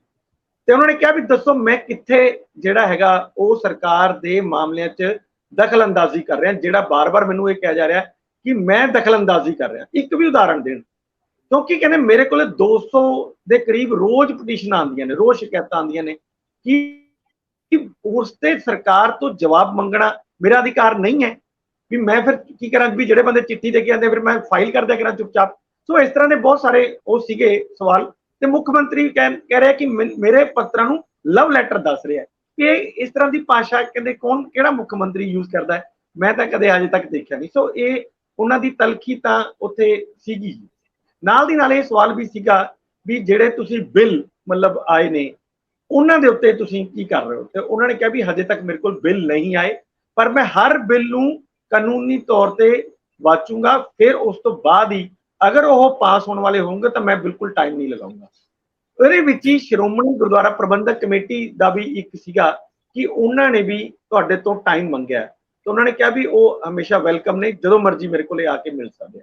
ਸੋ ਮੈਨੂੰ ਲੱਗਦਾ ਵੀ ਇਹ ਜਿਹੜਾ ਮਾਮਲਾ ਹੈ, ਖਾਸ ਤੌਰ ਤੇ ਗੁਰਬਾਣੀ ਪ੍ਰਸਾਰਣ ਵਾਲਾ ਹੋਵੇ, ਚਾਹੇ ਉਹਦੇ ਨਾਲ ਜੁੜੇ ਬਿੱਲ ਹੋਣ, ਚਾਹੇ ਇਜਲਾਸ ਹੋਵੇ, ਇਹ ਸਾਰੇ ਦਾ ਸਾਰਾ ਜਿਹੜਾ ਮਾਮਲਾ ਹੈ ਇਹ ਆਉਣ ਵਾਲੇ ਦਿਨਾਂ 'ਚ ਹਜੇ ਹੋਰ ਇਹਦੇ ਵਿੱਚ ਰਾਜਨੀਤੀ ਗਰਮਾਏਗੀ। ਜਿਵੇਂ ਤੁਸੀਂ ਪਹਿਲਾਂ ਹੀ ਕਿਹਾ ਕਿ 28 ਤਰੀਕ ਨੂੰ ਮਤਵਾਜੀ ਜਥੇਦਾਰ ਜਿਹੜੇ ਹੈਗੇ ਨੇ ਧਿਆਨ ਸਿੰਘ ਮੰਡ, ਉਹਨਾਂ ਨੇ ਵੀ ਚੀਫ ਮਿਨਿਸਟਰ ਨੂੰ ਤਲਬ ਕਰ ਲਿਆ ਸ਼੍ਰੀ ਅਕਾਲ ਤਖਤ ਸਾਹਿਬ ਤੇ। ਹੁਣ ਉੱਥੇ ਉਹ ਜਾਂਦੇ ਆ ਕਿ ਨਹੀਂ ਜਾਂਦੇ, ਇਹ ਵੀ ਇੱਕ ਦੇਖਣ ਵਾਲਾ ਹੋਊਗਾ। ਹਾਲਾਂਕਿ ਮੁੱਖ ਮੰਤਰੀ ਨੇ ਕਿਹਾ ਹੈ ਕਿ ਉਹ ਬੜੇ ਨਿਮਾਣੇ ਸਿੱਖ ਨੇ, ਉਹਨਾਂ ਨੇ ਵੀ ਕਈ ਇਸ ਤਰ੍ਹਾਂ ਦੀਆਂ ਚੀਜ਼ਾਂ ਭਾਸ਼ਾਵਾਂ ਵਰਤੀਆਂ, ਸ਼ਬਦ ਵਰਤੇ ਹੈ ਜਿਨ੍ਹਾਂ ਤੇ ਅੱਜ ਬਹੁਤ ਇਤਰਾਜ਼ ਹੋ ਰਹੇ ਨੇ ਇਸ ਟਾਈਮ। ਮੈਂ ਉਹਨਾਂ ਸ਼ਬਦਾਂ ਨੂੰ ਰਿਪੀਟ ਨਹੀਂ ਕਰੂੰਗਾ ਕਿਉਂਕਿ ਉਹ ਮੁੱਖ ਮੰਤਰੀ ਦੇ ਸ਼ਬਦ ਨੇ, ਪਰ ਕੀ ਇਹ ਜਾਣਗੇ ਇਸ ਤੇ ਸਵਾਲ ਜ਼ਰੂਰ ਹੋਊਗਾ, ਕਿਉਂਕਿ ਪਹਿਲੇ ਵਾਲੇ ਜਿਹੜੇ ਸੁੱਖੀ ਰੰਧਾਵਾ ਹੋਣ ਜਾਂ ਕੈਪਟਨ ਅਮਰਿੰਦਰ ਸਿੰਘ ਹੋਣ, ਉਹਨੂੰ ਜਦੋਂ ਉਹਨਾਂ ਨੂੰ ਬੁਲਾਇਆ ਸੀ ਤਾਂ ਉਹ ਨਹੀਂ ਗਏ ਜੀ। ਬਿਲਕੁਲ ਤੁਸੀਂ ਠੀਕ ਕਹਿ ਰਹੇ ਹੋ। ਤੁਸੀਂ ਜਦੋਂ ਗਵਰਨਰ ਵੱਲੋਂ ਕਾਨੂੰਨੀ ਕਾਰਵਾਈ ਕੀਤੇ ਜਾਣ ਦੀ ਗੱਲ ਕਰ ਰਹੇ ਹੋ ਤੇ ਮੈਨੂੰ ਯਾਦ ਆ ਰਹੀ ਆ ਅੰਗਰੇਜ਼ੀ ਟ੍ਰਿਬਿਊਨ ਦੀ ਕੱਲ ਵਾਲੀ ਉਹ ਖਬਰ ਜਿਹਦੇ ਵਿੱਚ ਉਹਨਾਂ ਨੇ ਪੀਟੀਸੀ ਦੇ ਉੱਪਰ ਇੱਕ ਸਟੋਰੀ ਕੀਤੀ ਸੀਗੀ, ਔਰ ਉਸ ਤੋਂ ਬਾਅਦ ਸ਼ਾਮ ਪੈਂਦੇ ਪੈਂਦੇ ਉਸ ਨੈਟਵਰਕ ਵੱਲੋਂ, ਟੀਵੀ ਚੈਨਲ ਨੈਟਵਰਕ ਵੱਲੋਂ ਟ੍ਰਿਬਿਊਨ ਨੂੰ ਇੱਕ 10 ਕਰੋੜ ਦਾ ਨੋਟਿਸ ਥਮਾਤਾ ਗਿਆ, ਜਿਸ ਤੋਂ ਬਾਅਦ ਅੱਜ ਉਹਨਾਂ ਨੇ ਫਰੰਟ ਪੇਜ ਦੇ ਉੱਤੇ ਉਹਦੀ ਦਰੁਸਤੀ ਕੀਤੀ ਹੈ ਆਪਣੀ ਅਖਬਾਰ ਦੇ। ਸੋ ਰੌਲੇ ਤਾਂ ਇੱਕ ਪਾਸੇ ਥੋੜੀ ਆ, ਕਈ ਪਾਸੇ ਆ। ਅੱਜ ਹੀ ਟ੍ਰਿਬਿਊਨ ਦੀ ਇੱਕ ਹੋਰ ਖਬਰ ਹੈ ਕਿ ਸ਼੍ਰੋਮਣੀ ਕਮੇਟੀ ਆਪਣਾ YouTube ਚੈਨਲ ਸ਼ੁਰੂ ਕਰਨ ਜਾ ਰਹੀ ਆ। ਅਸੀਂ ਵੀ ਨੌਕ ਕਰਨ ਦਾ ਯਤਨ ਕੀਤਾ ਹੈ ਸ਼੍ਰੋਮਣੀ ਕਮੇਟੀ ਦੇ ਗਲਿਆਰਿਆਂ ਦੇ ਵਿੱਚ, ਪਰ ਇਹ ਬਹੁਤ ਮੁੱਢਲੀ ਸਟੇਜ ਤੇ ਅਜੇ ਚੀਜ਼ਾਂ ਨੇ। ਕਾਫੀ ਮੰਥਨ ਹੋ ਰਿਹਾ, ਕਾਫੀ ਇਸ ਤਰ੍ਹਾਂ ਦੀਆਂ ਚੀਜ਼ਾਂ ਹੋ ਰਹੀਆਂ ਕਿ ਲੋਕ ਕਚਹਿਰੀ ਦੇ ਵਿੱਚ ਕਿਸ ਤਰੀਕੇ ਨਾਲ ਸੁਰਖਰੂ ਹੋ ਕੇ ਪੇਸ਼ ਹੋਇਆ ਜਾਵੇ, ਜਿੰਨੇ ਇਲਜ਼ਾਮ ਆਏ ਆ ਇਹਨਾਂ ਨੂੰ ਕਿਵੇਂ ਇਹਨਾਂ ਤੋਂ ਪਿਛਾਂਹ ਹਟਿਆ ਜਾਵੇ। ਸੋ ਅਸੀਂ ਵੀ ਕੱਲ ਉਸ ਖਬਰ ਦਾ, ਟ੍ਰਿਬਿਊਨ ਵਾਲੀ ਖਬਰ ਦਾ ਹਵਾਲਾ ਦੇ ਕੇ ਉਹਦੀ ਸਮੀਖਿਆ ਕੀਤੀ ਸੀਗੀ। ਸੋ ਮੈਨੂੰ ਲੱਗਦਾ ਕਿ ਅਸੀਂ ਵੀ ਉਹਨੂੰ ਇੱਕ ਤਰ੍ਹਾਂ ਨਾਲ ਵਾਪਸੀ ਲੈਂਦੇ ਆ। ਸੋ ਭਾਸਕਰ ਸਾਹਿਬ, ਆਪਾਂ ਅੱਗੇ ਚੱਲਦੇ ਆ ਇਸ ਮਾਮਲੇ ਦੇ ਉੱਤੇ ਕਿ ਹਾਂ, ਤੁਸੀਂ ਪਿਛਲੇ ਮਾਮਲੇ 'ਚ ਗੱਲ ਕਰਨਾ ਚਾਹੁੰਦੇ ਹੋ? ਤੁਹਾਡੀ ਉਂਗਲ ਆ ਗਈ ਹੈ गवर्नर साहब दी उस प्रेस कॉन्फ्रेंस, और जब यह खबर आई कि गवर्नर साहब ने प्रेस कॉन्फ्रेंस बुला ली है 4:30 बजे, उस दौरान की होया होएगा अगर तुसी ਇਹਦਾ ਅੰਦਾਜ਼ਾ ਲਾਉਣ ਦੀ ਕੋਸ਼ਿਸ਼ ਕਰੋ, ਕਿਉਂਕਿ ਜਦ ਉਹਨਾਂ ਦਾ ਇਹ ਮੈਸੇਜ ਆਇਆ ਸੀਗਾ ਕਿ 4:30 ਵਜੇ ਗਵਰਨਰ ਸਾਹਿਬ ਕਰਨਗੇ ਪ੍ਰੈਸ ਕਾਨਫਰੰਸ, ਉੱਥੇ ਇੱਕ ਤਰੀਕੇ ਨਾਲ ਨੈਰੇਟਿਵ ਇਹੀ ਸੈੱਟ ਹੋ ਰਿਹਾ ਸੀਗਾ ਕਿ ਹੁਣ ਜੋ ਕੁਝ ਕੱਲ ਵਿਧਾਨ ਸਭਾ ਦੇ ਵਿੱਚ ਭਗਵੰਤ ਮਾਨ ਮੁੱਖ ਮੰਤਰੀ ਉਹਨਾਂ ਨੇ ਗਵਰਨਰ ਸਾਹਿਬ ਦੇ ਬਾਰੇ ਚ ਕਿਹਾ ਹੈ, ਉਹਦਾ ਤਿੱਖਾ ਤੇ ਤਲਖੀ ਵਾਲਾ ਜਵਾਬ ਗਵਰਨਰ ਸਾਹਿਬ ਦੇਣਗੇ। ਮੈਨੂੰ ਇਹ ਲੱਗਦਾ ਹੈ ਇਸ ਇਨਵੀਟੇਸ਼ਨ ਔਰ ਪ੍ਰੈਸ ਕਾਨਫਰੰਸ ਦੇ ਵਿੱਚ 1.5-2 ਘੰਟੇ ਦਾ ਫਰਕ ਸੀਗਾ। ਇਸ 1.5-2 ਘੰਟੇ ਦੇ ਵਿੱਚ ਜਿੱਦਾਂ ਘਰ ਦਾ ਬਜ਼ੁਰਗ ਹੁੰਦਾ ਹੈ, ਗੁੱਸੇ 'ਚ ਆ ਕੇ ਕੋਈ ਡਿਸੀਜਨ ਲੈ ਲੈਂਦਾ, ਫਿਰ ਬਾਅਦ ਚੋਂ ਟੋਨ ਡਾਊਨ ਵੀ ਹੋ ਜਾਂਦਾ, ਕਹਿੰਦੇ ਹੈਗੇ ਤੇ ਆਪਣੀ ਬੱਚੇ, ਚਲੋ ਦੇਖਦੇ ਹਾਂ ਅੱਗੇ ਚੱਲ ਕੇ। ਲੇਕਿਨ ਉਸ ਪ੍ਰੈਸ ਕਾਨਫਰੰਸ ਦੇ ਵਿੱਚ ਗਵਰਨਰ ਸਾਹਿਬ ਦਾ ਇਹ ਕਹਿਣਾ ਕਿ ਨਹੀਂ ਯੂਜ਼ ਕਰਦਾ, ਮੈਂ ਅੱਜ ਤੋਂ ਬਾਅਦ ਕਸਮ ਖਾਨਾ ਕਿ ਮੈਂ ਹੈਲੀਕਾਪਟਰ ਪੰਜਾਬ ਸਰਕਾਰ ਦਾ ਯੂਜ਼ ਹੀ ਨਹੀਂ ਕਰੂੰਗਾ। ਔਰ ਉਸ ਗੱਲ ਤੇ ਬੜਾ ਇੱਕ ਆਪਣੇ ਆਪ ਦਾ ਮਜ਼ਾਕ ਉਡਾਉਣ ਦੀ ਵੀ ਗੱਲ ਉਹਨਾਂ ਨੇ ਕੀਤੀ ਕਿ ਮੇਰਾ ਕੱਲ ਵਿਧਾਨ ਸਭਾ ਦੇ ਵਿੱਚ ਬਹੁਤ ਜ਼ਿਆਦਾ ਮਜ਼ਾਕ ਉਡਾਇਆ ਗਿਆ। ਉਸ ਤੋਂ ਬਾਅਦ ਲਵ ਲੈਟਰ ਦੀ ਗੱਲ ਦੇ ਉੱਤੇ ਗੱਲ ਕਰਦੇ ਵੀ ਲਵ ਲੈਟਰ, ਮੈਂ ਕੋਈ ਮੁੱਖ ਮੰਤਰੀ ਦੀ ਨਿੱਜੀ ਜੀਵਨ ਦੇ ਬਾਰੇ ਚ ਕੁਝ ਪੁੱਛਿਆ, ਮੈਂ ਤੇ ਪੰਜਾਬ ਸਰਕਾਰ ਦੇ ਬਾਰੇ ਚ ਪੁੱਛਿਆ, ਪਰ ਤਲਖੀ ਸੀਗੀ, ਪਰ ਟੋਨ ਡਾਊਨ ਸੀਗੀ। ਪਰ ਅੱਗੇ ਚੱਲ ਕੇ ਜੇ ਇਹੀ ਗੱਲਾਂ ਮੁੱਖ ਮੰਤਰੀ ਵਿਧਾਨ ਸਭਾ ਤੋਂ ਬਾਹਰ ਕਰਨਗੇ ਤੇ ਕਾਨੂੰਨੀ ਕਾਰਵਾਈ ਕਰਨਗੇ, ਇਸ ਗੱਲ ਦੀ ਚੇਤਾਵਨੀ ਵੀ ਉਹਨਾਂ ਨੇ ਦਿੱਤੀ ਹੈ। ਹੁਣ ਆਪਾਂ ਅੱਗੇ ਤੁਰੀਏ, ਜਿਹੜੀ ਗੱਲ ਤੁਸੀਂ ਕਰ ਰਹੇ ਸੀਗੇ YouTube ਚੈਨਲ ਖੋਲਣ ਦੀ SGPC ਦੀ, ਉਹਨਾਂ ਨੇ 10 ਅਪ੍ਰੈਲ ਨੂੰ ਰੰਧਾਵਾ ਜੀ ਇੱਕ ਆਪਣੇ ਆਪ ਵਿੱਚ ਐਡਵਰਟਾਈਜ਼ਮੈਂਟ ਵੀ ਦਿੱਤੀ ਹੈ ਵੀਡੀਓ ਐਡੀਟਰ ਹੋਰ ਸਟਾਫ ਰੱਖਣ ਦੀ। ਇਹਦਾ ਮਤਲਬ ਜਿਹੜਾ ਇਹ ਅਸੈਂਬਲੀ ਦੇ ਵਿੱਚ ਗੁਰਦੁਆਰਾ ਅਮੈਂਡਮੈਂਟ ਐਕਟ ਆਇਆ, ਉਸ ਤੋਂ ਪਹਿਲੇ ਹੀ YouTube ਵੱਖਰਾ SGPC ਚੈਨਲ ਖੋਲ ਰਹੀ ਹੈ। ਇਹਦੀ ਕੰਸੋਲ ਸਰਕਾਰ ਨੂੰ ਵੀ ਹੋਏਗੀ।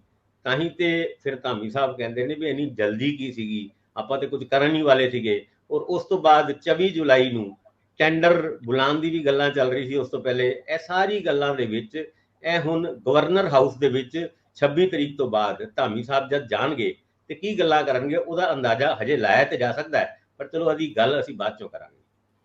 ਬਿਲਕੁਲ ਹੋ ਸਕਦਾ ਕਿ 26 ਤੋਂ ਪਹਿਲਾਂ ਹੀ ਉਹ ਗਵਰਨਰ ਨੂੰ ਮਿਲ ਕੇ ਇਸ ਮਤੇ ਇਹ ਜਿਹੜਾ ਐਕਟ ਆਇਆ ਇਹਨੂੰ ਪ੍ਰਵਾਨਗੀ ਨਾ ਦੇਣ ਦੀ ਬੇਨਤੀ ਕਰਕੇ ਹੁਣ ਮੇਰੇ ਖਿਆਲ ਇੰਦਰਪ੍ਰੀਤ ਜੀ ਇਹੀ ਭਾਸਕਰ ਸਾਹਿਬ ਇਹੀ ਹੋ ਸਕਦਾ ਕਿ ਉਹ ਜਾ ਕੇ ਕਹਿਣ ਕਿ ਤੁਹਾਡੇ ਕੋਲ ਜਦੋਂ ਇਹ ਬਿੱਲ ਆਵੇ, ਇਹ ਐਕਟ ਸੋਧਿਆ ਹੋਇਆ ਆਵੇ ਤੇ ਤੁਸੀਂ ਇਹਨੂੰ ਪ੍ਰਵਾਨਗੀ ਨਾ ਦਿਆ ਜੇ, ਇਹ ਗਲਤ ਆ। ਖੈਰ ਆਪਾਂ ਅੱਗੇ ਵਧਦੇ ਹਾਂ ਔਰ ਜਿਹੜਾ ਨਸ਼ਿਆਂ ਦੀ ਵਰਤੋਂ ਨੂੰ ਅਪਰਾਧ ਮੁਕਤ ਕਰਨ ਦੀ ਨੀਤੀ ਤੇ ਸਰਕਾਰ ਕੰਮ ਕਰ ਰਹੀ ਹੈ। ਡਾਕਟਰ ਬਲਬੀਰ ਸਿੰਘ ਕਾਫੀ ਸੰਜੀਦਾ ਮੰਤਰੀ ਨੇ ਔਰ ਲੱਗੇ ਰਹਿੰਦੇ ਨੇ। ਇਹ ਜਿਹੜਾ ਮਾਮਲਾ ਭਾਸਕਰ ਸਾਹਿਬ ਇਹਨੂੰ ਕਿਵੇਂ ਲਈਏ? ਮਤਲਬ ਇਹ ਇਵੇਂ ਹੀ ਮੰਨੀਏ ਨਾ ਕਿ ਜਿਹੜੇ ਵਿਅਕਤੀ ਨਸ਼ਾ ਕਰਦੇ ਆ ਤੇ ਜੇ ਉਹਨਾਂ ਕੋ ਫੜਿਆ ਜਾਂਦਾ ਨਸ਼ਾ, ਕਿਉਂਕਿ ਜਿਹੜਾ ਨਸ਼ੇ ਦਾ ਆਦੀ ਉਹਦੇ ਕੋਲ ਨਸ਼ਾ ਤਾਂ ਹੋਊਗਾ ਹੀ, ਜਾਂ ਉਹ ਚੋਰੀ ਛਿਪੇ ਰੱਖੂਗਾ ਕਿਤੇ, ਤੇ ਜੇ ਉਹ ਨਸ਼ੇ ਨਾਲ ਫੜਿਆ ਜਾਂਦਾ ਸੀ ਤੇ ਉਹਨੂੰ ਫਿਰ ਜੇਲ੍ਹ ਜਾਣਾ ਪੈਂਦਾ ਸੀਗਾ। ਹੁਣ ਕੀ ਇਸ ਤਰ੍ਹਾਂ ਦੀ ਨੀਤੀ ਬਣੂਗੀ ਕਿ ਇੰਨੀ ਕੁ ਮਕਦਾਰ ਦੇ ਵਿੱਚ ਜੇ ਕਿਸੇ ਕੋ ਨਸ਼ਾ ਹੋਵੇ ਉਹਦੀ ਜੇਬ 'ਚ, ਉਹਦੇ ਵਹੀਕਲ 'ਚ ਜਾਂ ਕਿਤੇ ਉਹਦੇ ਘਰ ਦੇ ਵਿੱਚ, ਤਾਂ ਫਿਰ ਉਹ ਸਜ਼ਾ ਜਾਫਤਾ ਨਹੀਂ ਹੋਊਗਾ। ਹਾਂ, ਇਹ ਜ਼ਰੂਰ ਹੋ ਸਕਦਾ ਵੀ ਉਹਨੂੰ ਨਸ਼ਾ ਛਡਾਊ ਕੇਂਦਰ ਵੱਲ ਰੈਫਰ ਕੀਤਾ ਜਾਵੇ। ਇਹ ਸਾਰੀਆਂ ਇਦਾਂ ਹੀ ਇਹਨੂੰ ਮੰਨੀਏ, ਕਿਵੇਂ ਕਰੀਏ? ਵੈਸੇ ਤੇ ਇਹ ਪਾਲਿਸੀ ਇਦਾਂ ਹੀ ਕਹਿੰਦੀ ਹੈ ਕਿ ਜਿਹਦੇ ਵਿੱਚ ਬੜੀ ਥੋੜੀ ਮਾਤਰਾ ਦੇ ਵਿੱਚ ਨਸ਼ਾ ਪ੍ਰਾਪਤ ਹੁੰਦਾ ਹੈ ਔਰ ਇਹਨੂੰ ਇੱਕ ਕਮਰਸ਼ੀਅਲ ਕੰਸਾਈਨਮੈਂਟ ਕਹਿੰਦੇ ਆ ਵੀ ਕਮਰਸ਼ੀਅਲ ਕੁਆਂਟੀਟੀ, ਉਹ ਜਦ ਤੱਕ ਨਹੀਂ ਹੁੰਦੀ ਤੇ ਉਹਨੂੰ ਡਰੱਗ ਡੀ ਐਡਿਕਸ਼ਨ ਸੈਂਟਰ ਹੀ ਭੇਜਿਆ ਜਾਣਾ ਚਾਹੀਦਾ। ਪਰ ਵੱਖ-ਵੱਖ ਸਰਕਾਰਾਂ ਨਸ਼ੇ ਦੇ ਖਿਲਾਫ ਆਪਣੀ ਚਲਾਈ ਹੋਈ ਮੁਹਿੰਮ ਨੂੰ ਹਮੇਸ਼ਾ ਇੱਕ ਆંકੜੇ ਦੇ ਰਾਹੀਂ ਪੇਸ਼ ਕਰਦੀ ਹੈ ਵੀ ਆਪਾਂ 15,000 ਨਸ਼ੇ ਵਾਲੇ ਫੜ ਲਏ, ਔਰ ਜਿਹਦੇ ਵਿੱਚ ਵੱਡੀ ਮੱਛੀ ਦਾ ਜ਼ਿਕਰ ਬਾਰ-ਬਾਰ ਹੁੰਦਾ। ਵੱਡੀ ਮੱਛੀ ਇੱਕ ਵੀ ਨਹੀਂ ਹੁੰਦੀ ਔਰ 15 ਵਿੱਚੋਂ 12-13,000 ਤੇ ਉਹ ਹੁੰਦੇ ਨੇ ਜਿਹੜੇ ਛੋਟੇ-ਛੋਟੇ ਡੱਬੀ 'ਚ ਲੈ ਕੇ ਉਹ ਆਪਣੇ ਪਰਸਨਲ ਕੰਜ਼ੰਪਸ਼ਨ ਦੇ ਵਿੱਚ ਕੋਈ ਨਸ਼ਾ ਭਾਵੇਂ ਬਿਮਾਰੀ ਕਰਕੇ ਜਾਂ ਫਿਰ ਕੋਈ ਲੱਤ ਕਰਕੇ ਉਹ ਲੈਂਦੇ ਹੋਣ। ਹੁਣ ਇੱਕ ਨਵੀਂ ਡਰੱਗ ਪਾਲਿਸੀ ਦਾ ਜ਼ਿਕਰ ਕੱਲ੍ਹ ਡਾਕਟਰ ਬਲਬੀਰ ਸਿੰਘ ਉਹਨਾਂ ਕਹਿ ਰਹੇ ਸੀ ਕਿ ਆਉਣ ਵਾਲੇ ਟਾਈਮ ਵਿੱਚ ਜਿਹਦੇ ਕੋਲੋਂ ਘੱਟ ਮਾਤਰਾ ਦੇ ਵਿੱਚ ਜਾਂ ਇੱਕ ਪਰਸਨਲ ਕੰਜ਼ੰਪਸ਼ਨ ਵਾਲਾ ਕੋਈ ਨਸ਼ਾ ਫੜਿਆ ਜਾਏਗਾ ਉਹਨੂੰ ਆਪਾਂ ਜੇਲ੍ਹ ਨਹੀਂ ਭੇਜਾਂਗੇ, ਡਰੱਗ ਡੀ ਐਡਿਕਸ਼ਨ ਸੈਂਟਰ ਭੇਜਾਂਗੇ। ਔਰ ਡਰੱਗ ਡੀ ਐਡਿਕਸ਼ਨ ਤੋਂ ਇਲਾਵਾ ਜਿਹੜੀ ਵੱਡੀ ਮੱਛੀ ਹੈ ਜਿਨ੍ਹਾਂ ਦੇ ਕੋਲ ਕਮਰਸ਼ੀਅਲ ਪ੍ਰਾਪਰਟੀ ਕਮਰਸ਼ੀਅਲ ਕੰਸਾਈਨਮੈਂਟ ਫੜੀ ਗਈ ਉਹਨਾਂ ਨੂੰ ਹੀ ਜੇਲ੍ਹ ਭੇਜਾਂਗੇ। ਇਹ ਨਵੀਂ ਪਾਲਿਸੀ ਨਹੀਂ ਹੈ। ਇਸ ਪਾਲਿਸੀ ਦੇ ਉੱਤੇ ਕਈ ਵਾਰ ਮੰਥਨ ਹੋਇਆ। ਤੁਹਾਨੂੰ ਯਾਦ ਹੋਏਗਾ 2017 ਦੀ ਚੋਣ ਤੋਂ ਪਹਿਲੇ ਨਸ਼ੇ ਦੇ ਇਸ਼ੂ ਨੂੰ ਆਮ ਆਦਮੀ ਪਾਰਟੀ ਨੇ ਲੋਕਾਂ ਦੇ ਵਿੱਚ ਪੁਰਜ਼ੋਰ ਤਰੀਕੇ ਨਾਲ ਉਠਾਇਆ ਸੀ ਔਰ ਆਪਣੇ ਪਿੰਡਾਂ ਦੇ ਵੋਲੰਟੀਅਰਸ ਨੂੰ ਇੱਥੇ ਤੱਕ ਇੰਸਟਰਕਸ਼ਨ ਦਿੱਤੀ ਸੀ ਕਿ ਪਿੰਡਾਂ ਦੇ ਵਿੱਚ ਕਿੰਨੇ ਨਸ਼ਾ ਕਰਨ ਵਾਲੇ ਉਹਨਾਂ ਦੀ ਲਿਸਟ ਬਣਾਓ, ਡੀ ਐਡਿਕਸ਼ਨ ਸੈਂਟਰ ਕਿਹੜਾ ਹੈਗਾ ਉਹਦੀ ਲਿਸਟ ਬਣਾਓ, ਉਹਦੇ ਵਿੱਚ ਸਟਾਫ ਦੀ ਕਿੰਨੀ ਕਮੀ ਹੈਗੀ ਹੈ ਇਹ ਇੱਕ ਲਿਸਟ ਬਣਾਓ। ਔਰ ਤਾਂ ਕਿ ਸਾਡੀ 2017 ਦੇ ਵਿੱਚ ਸਰਕਾਰ ਆਉਂਦੇ ਹੀ ਇਹਨਾਂ ਲਿਸਟਾਂ ਦੇ ਹਿਸਾਬ ਨਾਲ ਆਪਾਂ ਕੰਮ ਸ਼ੁਰੂ ਕਰਕੇ ਨਸ਼ਿਆਂ ਨੂੰ 4 ਮਹੀਨਿਆਂ ਦੇ ਵਿੱਚ ਹੀ ਖਤਮ ਕਰ ਦਾਂਗੇ ਪੰਜਾਬ ਤੋਂ। ਪਰ ਉਹ ਲਿਸਟਾਂ ਕਿੱਥੇ ਗਈਆਂ? ਉਹ ਡਰੱਗ ਡੀ ਐਡਿਕਸ਼ਨ ਸੈਂਟਰ ਦੇ ਵਿੱਚ ਸਟਾਫ ਹੈ ਜਾਂ ਨਹੀਂ ਹੈ? ਤਕਰੀਬਨ 14 ਮਹੀਨੇ ਹੋ ਗਏ ਸਰਕਾਰ ਨੂੰ। ਉਸ ਮੁੱਦੇ ਦੇ ਉੱਤੇ ਗੱਲ ਸ਼ੁਰੂ ਹੋਣੀ ਹੀ ਹੁਣ ਹੋਈ ਹੈ। ਜਿਹੜੀ ਗੱਲਾਂ 2017 ਤੋਂ ਪਹਿਲੇ ਆਮ ਆਦਮੀ ਪਾਰਟੀ ਆਪਣੇ ਕੈਂਪੇਨ ਦੇ ਵਿੱਚ ਪੁਰਜ਼ੋਰ ਤਰੀਕੇ ਨਾਲ ਕਰਦੀ ਸੀ, ਪਰ ਚਲੋ ਗੱਲ ਸ਼ੁਰੂ ਜ਼ਰੂਰ ਹੋਈ ਹੈ। ਇਹ ਚੰਗੀ ਗੱਲ ਹੈਗੀ ਹੈ। ਜਿਹੜੇ ਨਸ਼ੇ ਦੇ ਪੀੜਿਤ ਨੇ ਉਹਨਾਂ ਦਾ ਇਲਾਜ ਔਰ ਨਸ਼ੇ ਦੀ ਸਪਲਾਈ ਕਰਨ ਵਾਲੇ ਉਹਨਾਂ ਨੂੰ ਜੇਲ੍ਹ, ਇਹ ਇੱਕ ਪਾਲਿਸੀ ਅਗਰ ਸਰਕਾਰ ਲੈ ਕੇ ਆ ਰਹੀ ਹੈ ਤੇ ਚੰਗੀ ਗੱਲ ਹੈਗੀ ਹੈ। ਉਹਦੇ ਨਾਲ ਹੀ ਨਸ਼ੇ ਦੇ ਉੱਤੇ ਨੱਥ ਪਾਈ ਜਾ ਸਕਦੀ ਹੈ, ਪਰ ਇੰਟੈਂਸ਼ਨ ਸਾਫ਼ ਹੋਣੀ ਚਾਹੀਦੀ ਹੈ ਸਰਕਾਰ ਦੀ।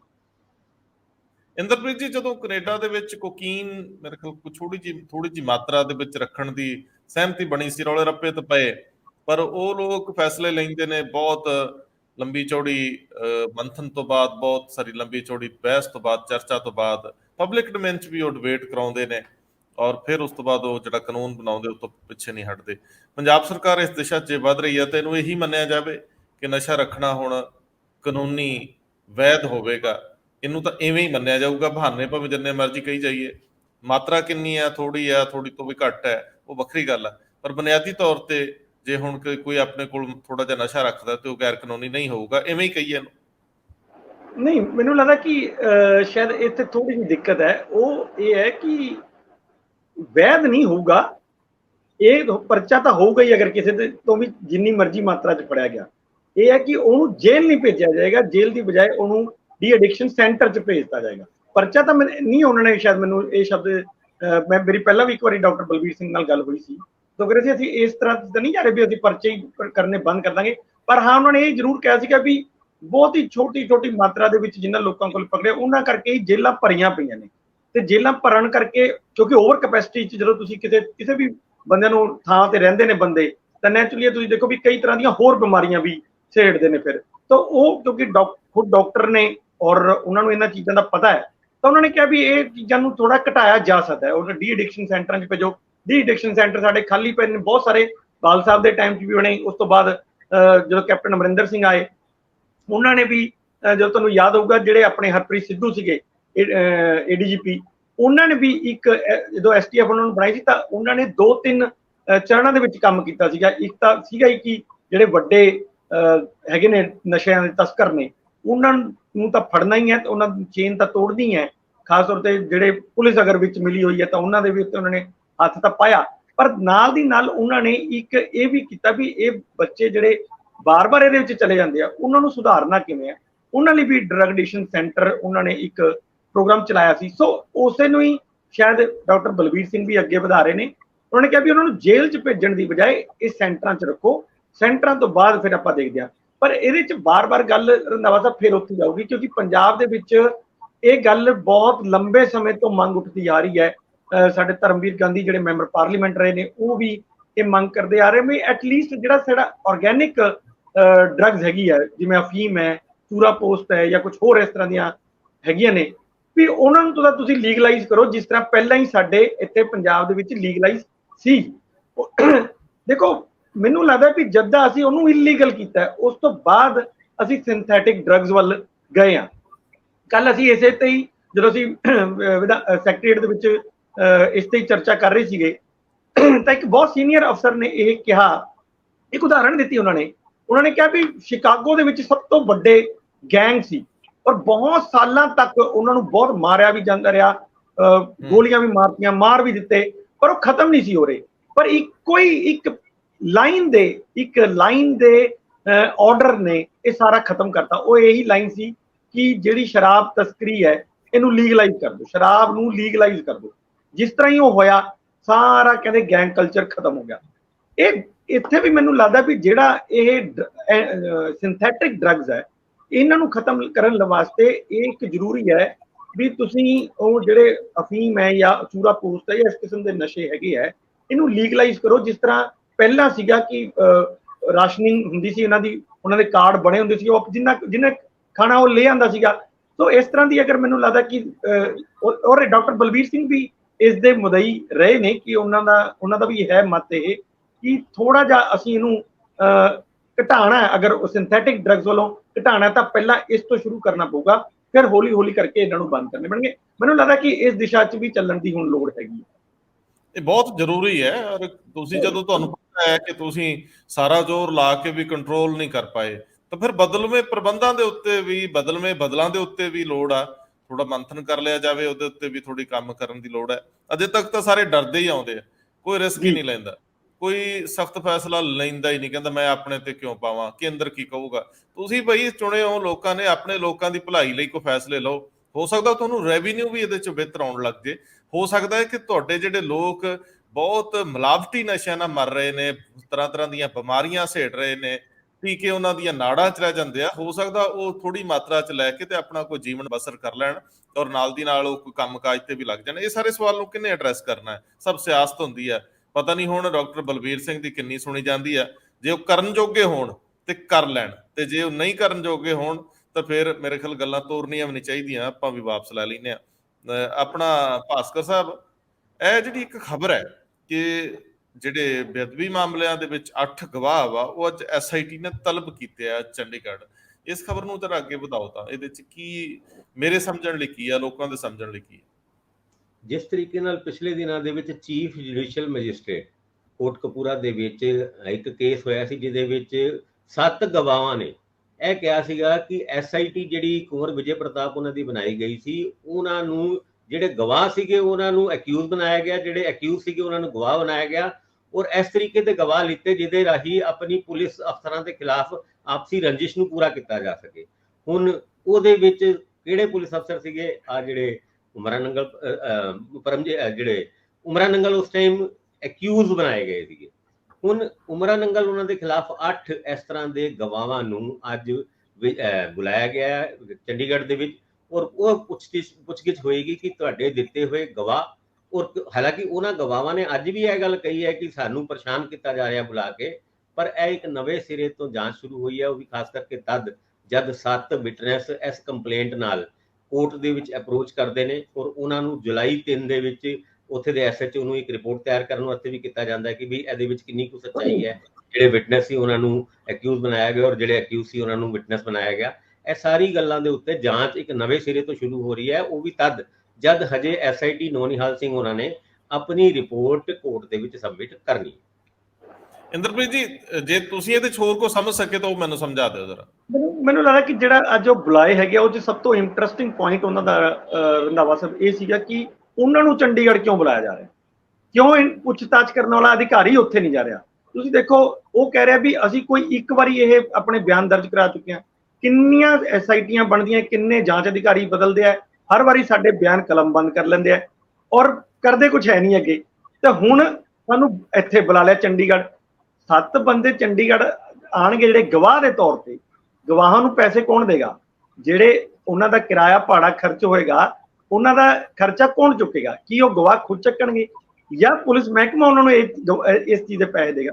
ਇੱਕ ਤਾਂ ਇਹ ਵੀ ਉਹਨਾਂ ਦਾ ਹੈਗਾ ਸੀ, ਉਹਨਾਂ ਨੇ ਕਿਹਾ ਵੀ ਇਹ ਇੱਕ ਜਾਂਚ ਅਧਿਕਾਰੀ ਉੱਥੇ ਆਂਦਾ ਫਰੀਦਕੋਟ ਔਰ ਉੱਥੇ ਸਭ ਦੇ ਬਿਆਨ ਕਲਮਬੰਦ ਕਰ ਲੈਂਦਾ। ਆਲਰੇਡੀ ਅਸੀਂ ਕਈ ਵਾਰੀ ਇਹ ਕਰ ਚੁੱਕਿਆ ਤੇ ਲੇਕਿਨ ਜਾਂਚ ਤਾਂ ਕਿਤੇ ਸਿਰੇ ਹਜੇ ਵੀ ਨਹੀਂ ਚੜੀ ਹੈਗੀ ਤੇ ਹੋਰ ਪਤਾ ਨਹੀਂ ਸਾਨੂੰ ਕਿੰਨੇ ਵਾਰੀ ਹਜੇ ਮਤਲਬ ਇਸ ਤਰ੍ਹਾਂ ਦੇ ਬਿਆਨ ਦਰਜ ਕਰਾਣੇ ਪੈਣਗੇ।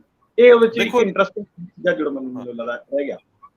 ਦੇਖੋ ਉਹਦੇ ਵਿੱਚ ਕੀ ਆਊਟਪੁੱਟ ਨਿਕਲਦੀ ਹੈ। ਲੋਕ ਤਾਂ ਉਮੀਦ ਛੱਡੀ ਜਾ ਰਹੇ ਆ। ਨੈਸ਼ਨਲ ਪੈਨਸ਼ਨ ਸਕੀਮ ਦੀ ਖਬਰ ਛਪੀ ਹੋਈ ਆ ਕਿ ਜੇ 45% ਕਿਸੇ ਦੀ ਵੀ ਲਾਸਟ ਸੈਲਰੀ ਦਾ ਉਹਨੂੰ ਦਿੱਤਾ ਜਾਵੇ ਸੈਟੀਸਫੈਕਸ਼ਨ ਦੇ ਨਜ਼ਰੀਏ ਤੋਂ, ਕਿਸੇ ਨੂੰ ਪੈਨਸ਼ਨ ਜੇ 45% ਤੇ ਕਾਫੀ ਹੁੰਦੀ ਮੇਰੇ ਖਿਆਲ। ਆਮ ਹਾਲਾਤਾਂ 'ਚ ਤਾਂ 50% ਹੁੰਦੀ ਸੀ ਨਾ ਜਿੰਦਰਪ੍ਰੀਤ ਜੀ, ਕਿ ਜਦੋਂ ਸਰਕਾਰੀ ਨੌਕਰੀ ਚੋਂ ਰਿਟਾਇਰ ਹੁੰਦਾ ਉਹਨੂੰ 50 ਲਾਸਟ ਸੈਲਰੀ ਡਾਊਨ ਦਾ 50%। ਹਾਂ, ਤੇ 45 ਨੇੜੇ ਪਹੁੰਚ ਚੱਲੇ ਆ। ਇਹਦਾ ਮਤਲਬ ਤਗੜਾ ਹੱਥ ਵੱਜੂਗਾ ਜੇ ਇੰਜ ਹੋ ਜਾਂਦਾ। ਜਿਹੜੇ ਮੇਰੇ ਖਿਆਲ 2014 ਤੋਂ ਬਾਅਦ ਜਾਂ ਕਦੋਂ ਤੋਂ ਇਹ ਬੰਦ ਹੋਈ ਸੀ? ਨਹੀਂ, ਬੰਦ ਹੋਈ ਤਾਂ 2004 ਦੀ ਬੰਦ ਹੋਈ ਹੈ, ਲੇਕਿਨ ਹੁਣ ਇਹ ਕਦੋਂ ਤੋਂ ਕਿਹੜੇ ਕਰਮਚਾਰੀਆਂ ਨੂੰ ਉਸ 'ਚ ਲੈਂਦੇ ਆ? ਇੱਕ ਤਾਂ ਇਹ ਇਸ 'ਚ ਸਵਾਲ ਹੈ ਵੱਡਾ ਹੈਗਾ। ਦੂਜਾ ਇਹਦੇ 'ਚ ਵੱਡਾ ਸਵਾਲ ਇਹ ਹੈਗਾ ਰੰਧਾਵਾ ਸਾਹਿਬ ਕਿ ਮੈਨੂੰ ਜੋ ਲੱਗਦਾ ਹੈ ਕਿ ਹਰ ਥਾਂ ਤੇ, ਖਾਸ ਤੌਰ ਤੇ ਜਦੋਂ ਬੀਜੇਪੀ ਨੇ ਹਿਮਾਚਲ ਦੀ ਇਲੈਕਸ਼ਨ ਹਾਰੀ ਹੈ ਔਰ ਉਸ ਤੋਂ ਬਾਅਦ ਛੱਤੀਸਗੜ੍ਹ ਵੀ ਉਹਨਾਂ ਨੂੰ ਲੱਗ ਰਿਹਾ ਵੀ ਸਾਡੇ ਹੱਥ ਫਿਰ ਵੀ ਆਣਾ ਨਹੀਂ, ਤੇ ਰਾਜਸਥਾਨ 'ਚ ਵੀ ਸਥਿਤੀ ਕੁਝ ਏਦਾਂ ਦੀ ਹੋਈ ਹੈ। ਇਹ ਕਿਉਂਕਿ ਇਲੈਕਸ਼ਨ ਹੁਣ ਅਕਤੂਬਰ ਦੇ ਵਿੱਚ ਪੈਂਡਿੰਗ ਨੇ ਤੇ ਹੁਣ ਪਾਰਟੀ ਨੇ ਜਾਣਾ ਉੱਥੇ ਤੇ 2024 ਚ ਉਹਨਾਂ ਨੇ ਲੋਕ ਸਭਾ ਦੇ ਵਿੱਚ ਜਾਣਾ ਹੈ। ਉਹਦੇ ਮੱਦੇਨਜ਼ਰ ਇਹ ਇੱਕ ਵੱਡਾ ਫੈਸਲਾ ਲਿਆ ਗਿਆ ਹੈ ਕਿ ਅਸੀਂ ਇਹਨੂੰ 45% ਦੇ ਕਰੀਬ ਕਰਾਂਗੇ। ਰੰਧਾਵਾ ਸਾਹਿਬ, ਅਸਲ ਦੇ ਵਿੱਚ ਗੱਲ ਇਹ ਹੈ, ਜੇ ਤੁਸੀਂ ਪੁਰਾਣੀ ਵਾਲੀ ਪੈਨਸ਼ਨ ਦੇਖੋ, ਜਿਹੜੀ ਜਿਹਨੂੰ ਅਸੀਂ ਓਲਡ ਪੈਨਸ਼ਨ ਸਕੀਮ ਕਹਿੰਦੇ ਆ, ਉਹਦੀ ਅੱਜ ਜੇ ਕੋਈ ਬੰਦਾ ਰਿਟਾਇਰ ਹੋ ਜਾਂਦਾ ਤਾਂ ਉਹਨੂੰ 50% ਦੇ ਕਰੀਬ ਮਿਲ ਜਾਂਦਾ। ਯਾਨੀ ਜੇ ਕੋਈ ਲੱਖ ਰੁਪਏ ਸੈਲਰੀ ਲੈ ਰਿਹਾ ਤਾਂ 50,000 ਰੁਪਏ ਉਹਦੀ ਪੈਨਸ਼ਨ ਬਣ ਜਾਂਦੀ ਹੈ। ਪਰ ਜਿਹੜਾ ਐਨਪੀਐਸ ਹੈ ਉਹਦੇ ਵਿੱਚ ਜਿਹੜੀ ਅਸੀਂ ਮਤਲਬ ਮਿਨੀਮਮ ਲਗਾਉਂਦੇ ਆ, ਉਹਦੇ ਵਿੱਚ ਬਹੁਤ ਮੁਸ਼ਕਿਲ ਨਾਲ 3 ਤੋਂ 5,000 ਰੁਪਏ ਹੀ ਬਣਦੀ ਹੈ। ਇਹ ਕੱਲੀ ਉਹਨਾਂ ਲਈ ਨਹੀਂ ਹੈ, ਕੱਲੀ ਗਵਰਨਮੈਂਟ EMPLOYEES ਲਈ ਨਹੀਂ ਹੈ, ਇਹ ਪ੍ਰਾਈਵੇਟ ਸੈਕਟਰ ਦੇ ਵਿੱਚ ਵੀ ਆ ਗਈ ਹੈ। ਸਾਡੇ ਵੀ ਸਾਰੇ ਅਖਬਾਰਾਂ ਦੇ ਵਿੱਚ ਇਹ ਸਾਨੂੰ ਵੀ ਕਿਹਾ ਵੀ ਤੁਸੀਂ ਮੈਕਸਿਮਮ ਲਈ ਭਰਨਾ ਚਾਹੁੰਦੇ ਹੋ ਤਾਂ ਤੁਸੀਂ ਭਰ ਦਿਓ, ਲੇਕਿਨ ਅਸੀਂ ਜਿਹੜਾ ਪਹਿਲਾਂ ਦਿੱਤਾ ਹੋਇਆ ਆਪਣਾ ਅੰਸ਼ਦਾਨ ਦਿੱਤਾ ਹੋਇਆ ਉਹ ਸਾਨੂੰ ਸਰੈਂਡਰ ਕਰਨਾ ਪਏਗਾ। ਉਹ ਐਨਪੀਐਸ ਦੇ ਵਿੱਚ ਚਲਾ ਜਾਏਗਾ। ਜਿਹੜਾ ਮੇਰੇ ਕੋਲ ਪ੍ਰੋਵੀਡੈਂਟ ਫੰਡ ਮੇਰਾ ਕਟਾਇਆ ਹੋਇਆ ਉਹ ਮੇਰੇ ਖਾਤੇ 'ਚ ਜਦ ਸ਼ੋਅ ਕਰ ਰਿਹਾ, ਉਹ ਉਹਨਾਂ ਨੇ ਕੱਟ ਕੇ ਐਨਪੀਐਸ 'ਚ ਲੈ ਲੈਣਾ। ਫਿਰ ਮੈਨੂੰ ਜਿਹੜੀ ਹੈਗੀ ਹੈ ਇੱਕ ਫਾਰਮੂਲਾ ਜਿਹਾ ਸ਼ਾਇਦ ਉਹਨਾਂ ਨੇ ਰੱਖਿਆ, ਸਾਡੀ ਖੈਰ 50% ਤਾਂ ਨਹੀਂ ਬਣਦੀ ਲੇਕਿਨ ਫਿਰ ਵੀ ਕਾਫੀ ਬਣ ਜਾਂਦੀ ਹੈ, ਜੋ ਹਜੇ ਪ੍ਰਾਈਵੇਟ ਸੈਕਟਰ ਨੂੰ ਬਿਲਕੁਲ ਨੋਮੀਨਲ ਜੀ ਮਿਲਦੀ ਹੈ। ਲੇਕਿਨ ਜਿਹੜੀ ਆ ਨਵੀਂ ਆ ਰਹੀ ਹੈ 45%, ਮੈਨੂੰ ਲੱਗਦਾ ਕਿ ਉਸੇ ਦਬਾਅ ਥੱਲੇ ਆ ਰਹੀ ਹੈ ਜਦੋਂ ਸਰਕਾਰ ਬੀਜੇਪੀ ਦੀ ਜਿਹੜੀ ਸਰਕਾਰ ਹੈ ਉਹ 2-3 ਇਲੈਕਸ਼ਨ ਵੱਡੇ ਹਾਰ ਚੁੱਕੀ ਹੈ ਤੇ ਹੁਣ ਉਹਨੇ ਲੋਕ ਸਭਾ 'ਚ ਜਾਣਾ ਤਾਂ ਉਹਨੂੰ ਲੱਗਦਾ ਹੈ ਕਿ ਇੱਕ ਬਹੁਤ ਬੜਾ ਵਰਗ ਹੈ, ਕਿਉਂਕਿ ਖਾਸ ਤੌਰ ਤੇ ਕਾਂਗਰਸ ਜਿਹੜੀ ਹੈ ਉਹ ਹਰ ਇਲੈਕਸ਼ਨ ਦੇ ਵਿੱਚ ਓਲਡ ਪੈਨਸ਼ਨ ਸਕੀਮ ਨੂੰ ਲਾਗੂ ਕਰਨ ਦਾ ਮੁੱਦਾ ਬਣਾ ਰਹੀ ਹੈ। ਖਾਸ ਤੌਰ ਤੇ ਤੁਸੀਂ ਦੇਖੋ ਜਿਵੇਂ ਹਿਮਾਚਲ 'ਚ ਬਣਾਇਆ ਔਰ ਹਿਮਾਚਲ 'ਚ ਇਹ ਮੁੱਦਾ ਬਹੁਤ ਜ਼ਿਆਦਾ ਮਤਲਬ ਇਹਨੇ ਪ੍ਰਭਾਵਿਤ ਕੀਤਾ ਹੈ ਸਾਰੇ ਵੋਟਰਸ ਨੂੰ, ਇਸ ਕਰਕੇ ਉਹ ਹਾਰ ਗਏ ਉੱਥੇ। ਉਹ ਨਹੀਂ ਚਾਹੁੰਦੇ ਕਿ ਦੂਸਰੀ ਜਗ੍ਹਾ ਤੇ ਵੀ ਇਹਨੂੰ ਹੋਵੇ। ਈਵਨ ਥੋੜੇ ਦਿਨ ਪਹਿਲਾਂ ਹੀ ਤੁਹਾਨੂੰ ਯਾਦ ਹੋਊਗਾ ਹਰਿਆਣਾ 'ਚ ਬੇਸ਼ੱਕ ਭਾਜਪਾ ਦੀ ਸਰਕਾਰ ਸੀ ਪਰ ਉੱਥੇ ਦੇ ਮੁੱਖ ਮੰਤਰੀ ਨੇ ਵੀ ਕਿਹਾ ਸੀ ਕਿ ਅਸੀਂ ਕੋਈ ਇਹੋ ਜਿਹੀ ਸਕੀਮ ਲੈ ਕੇ ਆਵਾਂਗੇ ਜਿਹੜੀ ਪੁਰਾਣੀ ਪੈਨਸ਼ਨ ਦੇ ਨੇੜੇ ਤੇੜੇ ਹੋਏਗੀ। ਸੋ ਇਹਦਾ ਮਤਲਬ ਹੈ ਕਿ ਦਬਾਅ ਉਹਨਾਂ ਦੇ ਉੱਤੇ ਵੀ ਹੈਗਾ। ਜੀ, ਆਪਾਂ ਭਾਸਕਰ ਸਾਹਿਬ ਥੋੜਾ ਜਿਹਾ ਅੱਗੇ ਮੂਵ ਕਰੀਏ ਤਾਂ ਇੱਕ ਕਾਫੀ ਅਹਿਮ ਸਵਾਲ ਆ, ਜਿੱਦਾਂ ਇੰਦਰਪ੍ਰੀਤ ਜੀ ਨੇ ਕਿਹਾ ਕਿ ਭਾਜਪਾ ਕੁਝ ਸਟੇਟਾਂ ਹਾਰਨ ਤੋਂ ਬਾਅਦ ਹੁਣ ਇਸ ਚਰਚਾ 'ਚ ਹੈ ਕਿ ਕਿਵੇਂ ਉੱਭਰਿਆ ਜਾਵੇ। ਅੱਗੇ 4 ਸਟੇਟਾਂ ਆਉਣ ਵਾਲੀਆਂ ਨੇ ਔਰ ਇਹਨਾਂ 4 ਸਟੇਟਾਂ ਦੇ ਵਿੱਚ ਕਰੋ ਮਰੋ ਦੀ ਸਥਿਤੀ ਹੈ। ਤਾਂ ਕੱਲ ਨੂੰ 23 ਜੂਨ ਨੂੰ ਪਟਨਾ ਸਾਹਿਬ ਦੇ ਵਿੱਚ ਲਗਭਗ ਸਾਰੇ ਵਿਰੋਧੀ ਦਲ ਇਕੱਠੇ ਹੋਣਗੇ। ਕੇਜਰੀਵਾਲ ਸਾਹਿਬ ਨੇ ਕੱਲ ਇਹਦੇ ਤੇ ਕਾਫੀ ਹਮਲਾਵਰ ਪੱਖ ਪੇਸ਼ ਕੀਤਾ ਹੈ। ਉਹ ਕਹਿੰਦੇ ਸਭ ਤੋਂ ਪਹਿਲਾਂ ਇਸ ਮੀਟਿੰਗ ਦੇ ਵਿੱਚ ਸਭ ਤੋਂ ਪਹਿਲਾਂ ਜਿਹੜਾ ਆਰਡੀਨੈਂਸ ਦੇ ਖਿਲਾਫ ਮੁੱਦਾ ਲਿਆਂਦਾ ਜਾਵੇ, ਆਰਡੀਨੈਂਸ ਦੇ ਖਿਲਾਫ ਇਹਦੇ ਤੇ ਗੱਲ ਕੀਤੀ ਜਾਵੇ। ਇਹ ਕਾਫੀ ਅਹਿਮ ਹੋਣ ਵਾਲਾ ਹੈ। ਕੇਂਦਰ ਦੀ ਨਜ਼ਰ ਵੀ ਇੱਥੇ ਟਿਕੀ ਹੋਊਗੀ ਔਰ ਵਿਰੋਧੀ ਧਿਰਾਂ ਦੇ ਵਿੱਚ ਏਕਤਾ ਦੀ ਗੱਲ ਇੱਥੋਂ ਸਾਹਮਣੇ ਆਊਗੀ। ਕਿਹੜੀਆਂ ਧਿਰਾਂ ਚੱਲਣ ਵਾਲੀਆਂ ਨੇ, ਕਿਹਨਾਂ ਦੇ ਅਹਿਮ ਆਗੂ ਪਹੁੰਚਦੇ ਆ, ਜਦੋਂ ਇਹ ਬਰੀਕੀ ਨਾਲ ਵੇਖਿਆ ਜਾ ਰਿਹਾ। ਤੇ ਇੰਦਰਪ੍ਰੀਤ ਜੀ ਦੱਸ ਰਹੇ ਸੀ ਵੀ ਸਾਡੇ ਮੁੱਖ ਮੰਤਰੀ ਸਾਹਿਬ ਨੇ ਵੀ ਆਪਣੇ ਕੱਪੜੇ ਧਵਾ ਲਏ ਨੇ ਤੇ ਬੈਗ ਪੈਕ ਕੀਤਾ ਹੋਇਆ। ਖੈਰ ਤੁਸੀਂ ਇੱਥੇ ਹੁਣ ਗੱਲ ਤੋਰ ਦਿਓ ਜੀ। ਕੱਲ ਜੂਨ 23 ਆ ਰਹੀ ਹੈ। ਹਾਲਾਂਕਿ ਇਸ ਤੋਂ ਪਹਿਲੇ ਮੈਂ ਥੋੜੀ ਜਿਹੀ 올ਡ ਪੈਨਸ਼ਨ ਸਕੀਮ ਦੇ ਉੱਤੇ ਇੱਕ ਹਲਕੀ ਜਿਹੀ ਜਾਣਕਾਰੀ ਦੇਣਾ ਚਾਹਾਂਗਾ, ਕਿਉਂਕਿ 올ਡ ਪੈਨਸ਼ਨ ਸਕੀਮ ਤੇ ਨਿਊ ਪੈਨਸ਼ਨ ਸਕੀਮ ਦੇ ਵਿੱਚ ਫਰਕ ਕੀ ਹੈ। ਨੈਸ਼ਨਲ ਪੈਨਸ਼ਨ ਸਕੀਮ ਵੀ ਕਹਿੰਦੇ, ਉਹਨੂੰ ਨਿਊ ਪੈਨਸ਼ਨ ਸਕੀਮ ਵੀ ਕਹਿੰਦੇ। ਨੈਸ਼ਨਲ ਪੈਨਸ਼ਨ ਸਕੀਮ ਜਾਂ ਨਿਊ ਪੈਨਸ਼ਨ ਸਕੀਮ ਦੇ ਵਿੱਚ 10% EMPLOYEE ਦਾ ਸ਼ੇਅਰ ਕੱਟਦਾ ਹੈ ਤੇ ਗਵਰਨਮੈਂਟ ਉਹਦੇ ਵਿੱਚ 14% ਸ਼ੇਅਰ ਪਾਉਂਦੀ ਹੈ ਤੇ ਤਦ ਉਹਨੂੰ ਇੱਕ ਲੰਮਸਮ ਅਮਾਉਂਟ ਤੇ ਮਾੜੀ ਮੋਟੀ ਜੀ ਪੈਨਸ਼ਨ ਉਹ ਮਿਲਦੀ ਹੈ ਰਿਟਾਇਰਮੈਂਟ ਤੇ ਕਿਸੇ ਵੀ ਮੁਲਾਜ਼ਮ ਨੂੰ। ਹੁਣ ਨਵੀਂ ਸਕੀਮ ਦੇ ਵਿੱਚ ਜਿਸ ਤਰ੍ਹਾਂ ਅਸੀਂ ਪਹਿਲੇ ਕਹਿ ਰਹੇ ਹਾਂ ਕਿ 올ਡ ਪੈਨਸ਼ਨ ਸਕੀਮ ਦੇ ਵਿੱਚ 50% ਪੈਨਸ਼ਨ ਮਿਲਦੀ ਸੀ ਲਾਸਟ ਸੈਲਰੀ ਡਰਾਉਣ ਦੀ, ਤੇ ਹੁਣ ਉਹਨੂੰ 45% ਕੀਤਾ ਜਾ ਰਿਹਾ ਹੈ। ਇੱਥੇ ਹਜੇ ਤੱਕ ਇਹ ਕਲੈਰਿਟੀ ਨਹੀਂ ਆਈ ਕਿ EMPLOYEE ਨੂੰ ਆਪਣਾ ਕੰਟਰੀਬਿਊਸ਼ਨ ਜਾਂ ਗਵਰਨਮੈਂਟ ਦਾ ਕੰਟਰੀਬਿਊਸ਼ਨ ਕੰਟੀਨਿਊ ਰਹੇਗਾ ਔਰ ਉਸ ਕੰਟਰੀਬਿਊਸ਼ਨ ਦੇ ਰਾਹੀਂ ਉਸ ਮੁਲਾਜ਼ਮ ਨੂੰ ਲੰਮਸਮ ਅਮਾਉਂਟ ਰਿਟਾਇਰਮੈਂਟ ਦੇ ਟਾਈਮ ਕਿੰਨਾ ਮਿਲੂਗਾ, ਉਸ ਤੋਂ ਇਲਾਵਾ 45% ਮਿਲੂਗਾ। ਕਿਉਂਕਿ ਬਹੁਤ ਸਾਰੇ ਸੰਸਥਾਨ ਜਿਹੜੇ ਕੇਂਦਰ ਦੇ ਵਿੱਚ, ਜਿਸ ਤਰ੍ਹਾਂ ਰਿਜ਼ਰਵ ਬੈਂਕ ਲਈਏ ਜਾਂ ਸਟੇਟ ਬੈਂਕ ਆਫ ਇੰਡੀਆ ਲਈਏ, ਬੈਂਕਾਂ ਦੇ ਵਿੱਚ ਵੀ ਇਹ ਡਿਸਪੈਰਿਟੀ ਹੈਗੀ ਹੈ ਕਿ ਇਹ ਦੋਨਾਂ ਬੈਂਕਾਂ ਦੇ ਵਿੱਚ ਪੈਨਸ਼ਨ ਬਤੌਰ ਥਰਡ ਬੈਨੀਫਿਟ ਦਿੱਤੀ ਜਾਂਦੀ ਹੈ। ਯਾਨੀ ਉਹਨਾਂ ਦਾ ਕੰਟਰੀਬਿਊਸ਼ਨ ਵੀ ਉਹਨਾਂ ਨੂੰ ਮਿਲਦਾ ਔਰ ਪੈਨਸ਼ਨ ਥਰਡ ਬੈਨੀਫਿਟ ਦੇ ਰੂਪ ਵਿੱਚ ਮਿਲਦੀ ਹੈ। ਕਿ ਹਾਂ, ਹੁਣ 올ਡ ਪੈਨਸ਼ਨ ਸਕੀਮ ਦੇ ਵਿੱਚ ਬੀਜੇਪੀ ਵੋਟਾਂ ਦੀ ਖਾਤਰ ਹੁਣ ਇਹ ਥਰਡ ਬੈਨੀਫਿਟ ਦੇ ਤੌਰ ਤੇ ਇਹ ਪੈਨਸ਼ਨ ਮੁਲਾਜ਼ਮਾਂ ਨੂੰ ਦੇਗੀ, ਇਹਦੇ ਉੱਤੇ ਕਲੈਰਿਟੀ ਆਣੀ ਬਾਕੀ ਹੈ। ਗੱਲ ਕਰੀਏ ਹੁਣ ਜੂਨ 23 ਦੀ। ਕੱਲ ਜੂਨ 23 ਆ ਰਿਹਾ ਹੈ। ਜੂਨ 23 ਦੇ ਵਿੱਚ ਵਿਰੋਧੀ ਦਲ ਕਾਫੀ ਇੱਕ ਮਸ਼ੱਕਤ ਨਾਲ, ਕਿਉਂਕਿ ਜੂਨ 23 ਡੇਟ ਵੀ ਇਸ ਕਰਕੇ ਰੱਖੀ ਗਈ ਸੀ ਕਿ ਤਦ ਜਿਹੜੀ ਵੱਡੀ ਪਾਰਟੀਆਂ, ਵਿਰੋਧੀ ਪਾਰਟੀਆਂ, ਉਹਨਾਂ ਦੇ ਸੀਨੀਅਰ ਮੋਸਟ ਆਗੂ ਇਸ ਮੀਟਿੰਗ ਦੇ ਵਿੱਚ ਪੇਸ਼ ਹੋ ਸਕਣ। ਕੇਜਰੀਵਾਲ ਉਹਨਾਂ ਨੇ ਕੱਲ ਤੋਂ ਲੈ ਕੇ ਅੱਜ ਤੱਕ 2 ਵਾਰ ਘੱਟ ਤੋਂ ਘੱਟ ਇਹ ਸ਼ਰਤ ਰੱਖਦੀ ਹੈ ਵੀ ਜਾਂਦੇ ਹੀ ਪਹਿਲਾ ਏਜੰਡੇ ਦੇ ਵਿੱਚ ਪਹਿਲਾ ਪੁਆਇੰਟ ਹੋਣਾ ਚਾਹੀਦਾ ਆਰਡੀਨੈਂਸ ਦੇ ਮੁੱਦੇ ਦੇ ਉੱਤੇ ਅੱਜ ਜਿੰਨੀ ਵੀ ਪੋਲੀਟੀਕਲ ਪਾਰਟੀਆਂ ਇੱਥੇ ਇਕੱਠੀ ਹੋਈਆਂ ਉਹਨਾਂ ਦਾ ਰੁਖ ਕੀ ਹੈ। ਔਰ ਇਸ਼ਾਰਾ ਸਾਫ਼-ਸਾਫ਼ ਕਾਂਗਰਸ ਵਾਲਾ ਹੈ। ਕਾਰਨ ਕਿ ਕਾਂਗਰਸ ਦੇ ਖੜਗੇ ਸਾਹਿਬ ਤੇ ਰਾਹੁਲ ਗਾਂਧੀ ਉਹਨਾਂ ਨੂੰ ਮੀਟਿੰਗ ਦਾ ਟਾਈਮ ਮੰਗਣ ਦੇ ਬਾਵਜੂਦ ਹਜੇ ਤੱਕ ਕੇਜਰੀਵਾਲ ਉਹਨਾਂ ਨੂੰ ਟਾਈਮ ਨਹੀਂ ਦਿੱਤਾ। ਇਹਨਾਂ ਦੋਨਾਂ ਲੀਡਰਾਂ ਨੇ, ਪੰਜਾਬ ਦੇ ਲੀਡਰ ਵਿਰੋਧ ਕਰ ਰਹੇ ਨੇ, ਦਿੱਲੀ ਦੇ ਲੀਡਰ ਵਿਰੋਧ ਕਰ ਰਹੇ ਨੇ। ਉਸ ਤੋਂ ਬਾਵਜੂਦ ਆਰਡੀਨੈਂਸ ਦੇ ਮੁੱਦੇ ਤੇ ਕਾਂਗਰਸ ਨੇ ਕਲੈਰਿਟੀ ਨਹੀਂ ਲੈ ਕੇ ਆਏ। ਕੱਲ ਜਦ ਮੀਟਿੰਗ ਸ਼ੁਰੂ ਹੋਏਗੀ, ਮੀਟਿੰਗ ਸ਼ੁਰੂ ਹੁੰਦੇ ਹੀ ਕੋਈ ਹੰਗਾਮਾ ਨਾ ਹੋ ਜਾਏ, ਯਾਨੀ ਆਰਡੀਨੈਂਸ ਦੇ ਮੁੱਦੇ ਤੇ ਕਲੈਰਿਟੀ ਅਗਰ ਕਿਸੇ ਨੇ ਨਹੀਂ ਮੰਗੀ ਜਾਂ ਨਹੀਂ ਦਿੱਤੀ ਤੇ ਫਿਰ ਕੇਜਰੀਵਾਲ ਉਹਨਾਂ ਉਸ ਮੀਟਿੰਗ ਨੂੰ ਬਾਈਕਾਟ ਤਾਂ ਨਹੀਂ ਕਰ ਦੇਣਗੇ। ਇਹ ਸਾਰੇ ਮੁੱਦੇ ਹੈ। ਕੱਲ ਦੀ ਮੀਟਿੰਗ ਇੰਪੋਰਟੈਂਸ ਰੱਖਦੀ ਹੈ ਵਿਰੋਧੀ ਦਲ ਦੇ ਇਕੱਠੇ ਹੋਣ ਤੇ, ਕਿ ਮੁੱਦਿਆਂ ਦੇ ਉੱਤੇ, ਸਾਰਿਆਂ ਮੁੱਦਿਆਂ ਦੇ ਉੱਤੇ ਕੋਈ ਸਹਿਮਤੀ ਬਣ ਜਾਏਗੀ। ਕਿੰਨੀ ਸੀਟਾਂ ਤੇ ਕੌਣ ਲੜੇਗੀ? ਕਾਂਗਰਸ ਚਾਹੁੰਦੀ ਹੈ 350 ਤੇ ਲੜੀਏ, ਮਮਤਾ ਬੈਨਰਜੀ ਕਹਿੰਦੀ ਹੈ 240 ਤੋਂ ਵੱਧ ਦੇਣੀ ਨਹੀਂ ਕਾਂਗਰਸ ਨੂੰ। ਇਹਨਾਂ ਸਾਰੀ ਗੱਲਾਂ ਦੇ ਉੱਤੇ ਜਦ ਕੱਲ ਚਰਚਾ ਹੋਏਗੀ ਤੇ ਕੋਈ ਨਾ ਕੋਈ ਸਿੱਟਾ ਸ਼ਾਇਦ ਨਿਕਲ ਜਾਏ। ਜੇ ਨਹੀਂ ਸਿੱਟਾ ਨਿਕਲਦਾ ਫਿਰ ਭਾਜਪਾ ਬਾਹਰ ਬਹਿ ਕੇ ਇਸ ਨੂੰ, ਤੇ ਅਗਲੀ 24 ਤਰੀਕ ਨੂੰ, ਯਾਨੀ 23 ਤੋਂ ਬਾਅਦ ਪਰਸੋਂ 24 ਹੈ, ਅਮਿਤ ਸ਼ਾਹ ਉਹਨਾਂ ਜਦ ਬਿਹਾਰ ਦੇ ਦੌਰੇ ਦੇ ਵਿੱਚ ਜਾਣਗੇ ਤੇ ਉਹ ਉਸ ਦਾ ਪੋਸਟਮਾਰਟਮ ਕਰਨਗੇ ਕੱਲ ਦੀ ਮੀਟਿੰਗ ਦਾ, ਤੇ ਉਹਦੇ ਵਿੱਚੋਂ ਕੁਝ ਕੱਢਣ ਦੀ ਕੋਸ਼ਿਸ਼ ਕਰਨਗੇ ਭਾਜਪਾ ਜਾਂ ਐਨਡੀਏ ਵਾਸਤੇ। ਜੀ ਇੰਦਰਪ੍ਰੀਤ ਜੀ, ਆਖਰੀ ਟਿੱਪਣੀ ਇੱਥੇ ਮੈਂ ਤੁਹਾਡੇ ਤੋਂ ਲੈਣੀ ਆ। ਕੇਜਰੀਵਾਲ ਸਾਹਿਬ ਚਾਹਣਗੇ ਕਿ ਉਹਨਾਂ ਦੇ ਮੁੱਦੇ ਨੂੰ ਵਿਰੋਧੀ ਧਿਰਾਂ ਪ੍ਰਮੁਖਤਾ ਨਾਲ ਲੈਣ, ਮਤਲਬ ਉਹ ਕੇਜਰੀਵਾਲ ਨੂੰ ਸੀਰੀਅਸ ਲੈਣ। ਮੁੱਦਾ ਤਾਂ ਚਲੋ ਹੈ ਹੀ ਹੈ, ਸਭ ਨੂੰ ਪਤਾ ਹੈ। ਕੇਜਰੀਵਾਲ ਸਾਹਿਬ ਨੂੰ ਅਹਿਮੀਅਤ ਦਿੱਤੀ ਜਾਵੇ, ਉਹ 2 ਸਟੇਟਾਂ ਦੇ ਮੁਖੀ ਵਜੋਂ ਜਾਣਗੇ ਤੇ ਇਹ ਸਥਿਤੀ ਕਾਂਗਰਸ ਤੋਂ ਬਾਅਦ ਮੇਰੇ ਖਿਆਲ ਉਹਨਾਂ ਲਈ ਵਿਨ ਵਿਨ ਆ, ਸਭ ਤੋਂ ਬਿਹਤਰ ਉਹੀ ਸਥਿਤੀ 'ਚ ਹੈਗੇ ਆ। ਪਰ ਮੈਂ ਸਮਝਣਾ ਚਾਹੁੰਦਾ ਹੈ ਕਿ ਬਹੁਤ ਵਿਪਰੀਤ ਪਰਿਸਥਿਤੀਆਂ ਦੇ ਵਿੱਚ ਕੇਜਰੀਵਾਲ ਬਹੁਤ ਯੂ ਟਰਨ ਵੀ ਲੈ ਸਕਦੇ ਆ। ਉਹ ਉੱਥੋਂ ਨਿਕਲ ਕੇ ਵੀ ਕਹਿ ਸਕਦੇ ਕਿ ਇਹ ਸੀਰੀਅਸ ਨਹੀਂ ਹੈਗੇ ਸਾਰੇ। ਉਹ ਬੀਜੇਪੀ ਨੂੰ ਇੱਕ ਮੈਸੇਜ ਵੀ ਲਾ ਸਕਦੇ ਕਿ ਮੈਂ ਉਹਨਾਂ ਨਾਲ ਨਹੀਂ ਹੈਗਾ। ਇੱਕ ਨਵਾਂ ਚੈਪਟਰ ਵੀ ਖੁੱਲ ਸਕਦਾ। ਕੀ ਕਹਿੰਦੇ ਹੋ? ਰੰਧਾਵਾ ਸਾਹਿਬ, ਮੈਨੂੰ ਜੋ ਲੱਗ ਰਿਹਾ ਹੈਗਾ ਉਹ ਇਹ ਹੈ ਕਿ ਆਮ ਆਦਮੀ ਪਾਰਟੀ ਇਹ ਸ਼ੋਅ ਕਰਨ ਦੇ ਲਈ ਇਹ ਲੈ ਕੇ ਆਈ ਹੈ ਆਰਡੀਨੈਂਸ ਕਿ ਉਹੀ ਬੀਜੇਪੀ ਦਾ ਸਾਹਮਣਾ ਕਰਨ 'ਚ ਸਮਰੱਥ ਹੈ। ਬਾਕੀ ਕੋਈ ਨੇਤਾ ਹੈ ਨਹੀਂ ਹੈ ਖਾਸ ਤੌਰ ਤੇ ਜਿਹੜਾ ਮੋਦੀ ਨੂੰ ਟੱਕਰ ਦੇ ਸਕੇ, ਉਹ ਇਕੱਲੇ ਉਹ ਨੇ। ਮੈਨੂੰ ਇੱਕ ਤਾਂ ਇਹਦਾ ਜਿਹੜਾ ਕਿਉਂਕਿ ਉਹਨਾਂ ਨੇ ਕਿਹਾ ਵੀ ਸਭ ਤੋਂ ਪਹਿਲਾਂ ਇਸ ਤੇ ਚਰਚਾ ਹੋਊਗੀ। ਬਈ ਇਸ ਤੇ ਚਰਚਾ ਤਾਂ ਕਈ ਇਸ਼ੂਜ਼ ਹੋ ਸਕਦੇ ਆ, ਮਤਲਬ ਜਦੋਂ ਅਸੀਂ ਪਹਿਲੇ ਤਾਂ ਇਹ ਚਰਚਾ ਕਰਨੀ ਹੈ ਵੀ ਕਿਹੜੀਆਂ ਕਿਹੜੀਆਂ ਪਾਰਟੀਆਂ ਨੇ ਇਕੱਠਾ ਹੋਣਾ, ਫਿਰ ਕਿਹੜੀਆਂ ਕਿਹੜੀਆਂ ਪਾਰਟੀ ਕਿਸ ਦੀ ਲੀਡ ਕੌਣ ਕਰੇਗਾ ਇਸ ਮਤਲਬ ਕੈਂਪੇਨ ਨੂੰ। ਇਹ ਸਾਰੀਆਂ ਚੀਜ਼ਾਂ ਤਾਂ ਉਹ ਹੈਗੀਆਂ ਨੇ। ਦਿੱਲੀ ਦਾ ਇੱਕ ਮੁੱਦਾ ਜਸਟ ਮਤਲਬ ਲਿਆ ਕੇ ਸਾਰਿਆਂ ਦੇ ਉੱਤੇ ਥੋਪਣਾ, ਮੈਨੂੰ ਲੱਗਦਾ ਕਿ ਇਹ ਸਿਰਫ ਇਸ ਗੱਲ ਦਾ ਸੰਕੇਤ ਹੀ ਦੇਣਾ ਹੈ ਕਿ ਲੀਡ ਉਹ ਕਰਨਗੇ। ਤਾਂ ਮੈਨੂੰ ਕੋਈ ਜ਼ਿਆਦਾ ਉਮੀਦ ਨਹੀਂ ਹੈ। ਜਿਹੜੀ ਕੱਲ ਕੋਈ ਮੀਟਿੰਗ ਹੋਣੀ ਹੈ, ਭਾਸਕਰ ਸਾਹਿਬ ਨੇ ਠੀਕ ਕਿਹਾ ਕਿ ਜਦੋਂ ਤੁਸੀਂ ਸਭ ਤੋਂ ਵੱਡੀ ਪਾਰਟੀ, ਖਾਸ ਕਰਕੇ ਉਹ ਪਾਰਟੀ ਚਾਹੇ ਹੁਣ ਬਹੁਤ ਸਾਰੀਆਂ ਸਟੇਟਾਂ 'ਚ ਨਾ ਵੀ ਰਹੀ ਹੋਵੇ, ਲੇਕਿਨ ਅੱਜ ਵੀ ਉਹਨਾਂ ਦਾ ਥੈਲਾ ਝੋਲਾ ਚੱਕਣ ਵਾਲੇ ਕੋਈ ਨਾ ਕੋਈ ਤਾਂ ਉੱਥੇ ਹੈਗੇ ਆ। ਪਰ ਬੀਜੇਪੀ ਹਜੇ ਵੀ ਇਹ ਜੀ ਪਾਰਟੀ ਹੈ ਜਿਹਨੂੰ ਸਾਊਥ ਦੇ ਵਿੱਚ ਕੋਈ ਜਾਣਦਾ ਤੱਕ ਨਹੀਂ ਹੈਗਾ। ਸੋ ਇਹਦੇ ਵਿੱਚ ਉਸ ਪਾਰਟੀ ਨੂੰ ਬਾਹਰ ਰੱਖਣਾ, ਮੈਨੂੰ ਲੱਗਦਾ ਕਿ ਇਹ ਕੋਈ ਗੱਲ ਬਣਨ ਵਾਲੀ ਹੈ ਨਹੀਂ ਹੈ। ਜ਼ਿਆਦਾ ਇਸ ਤੋਂ ਉਮੀਦ ਆਪਾਂ ਨਾ ਹੀ ਕਰੀਏ ਤਾਂ ਚੰਗਾ।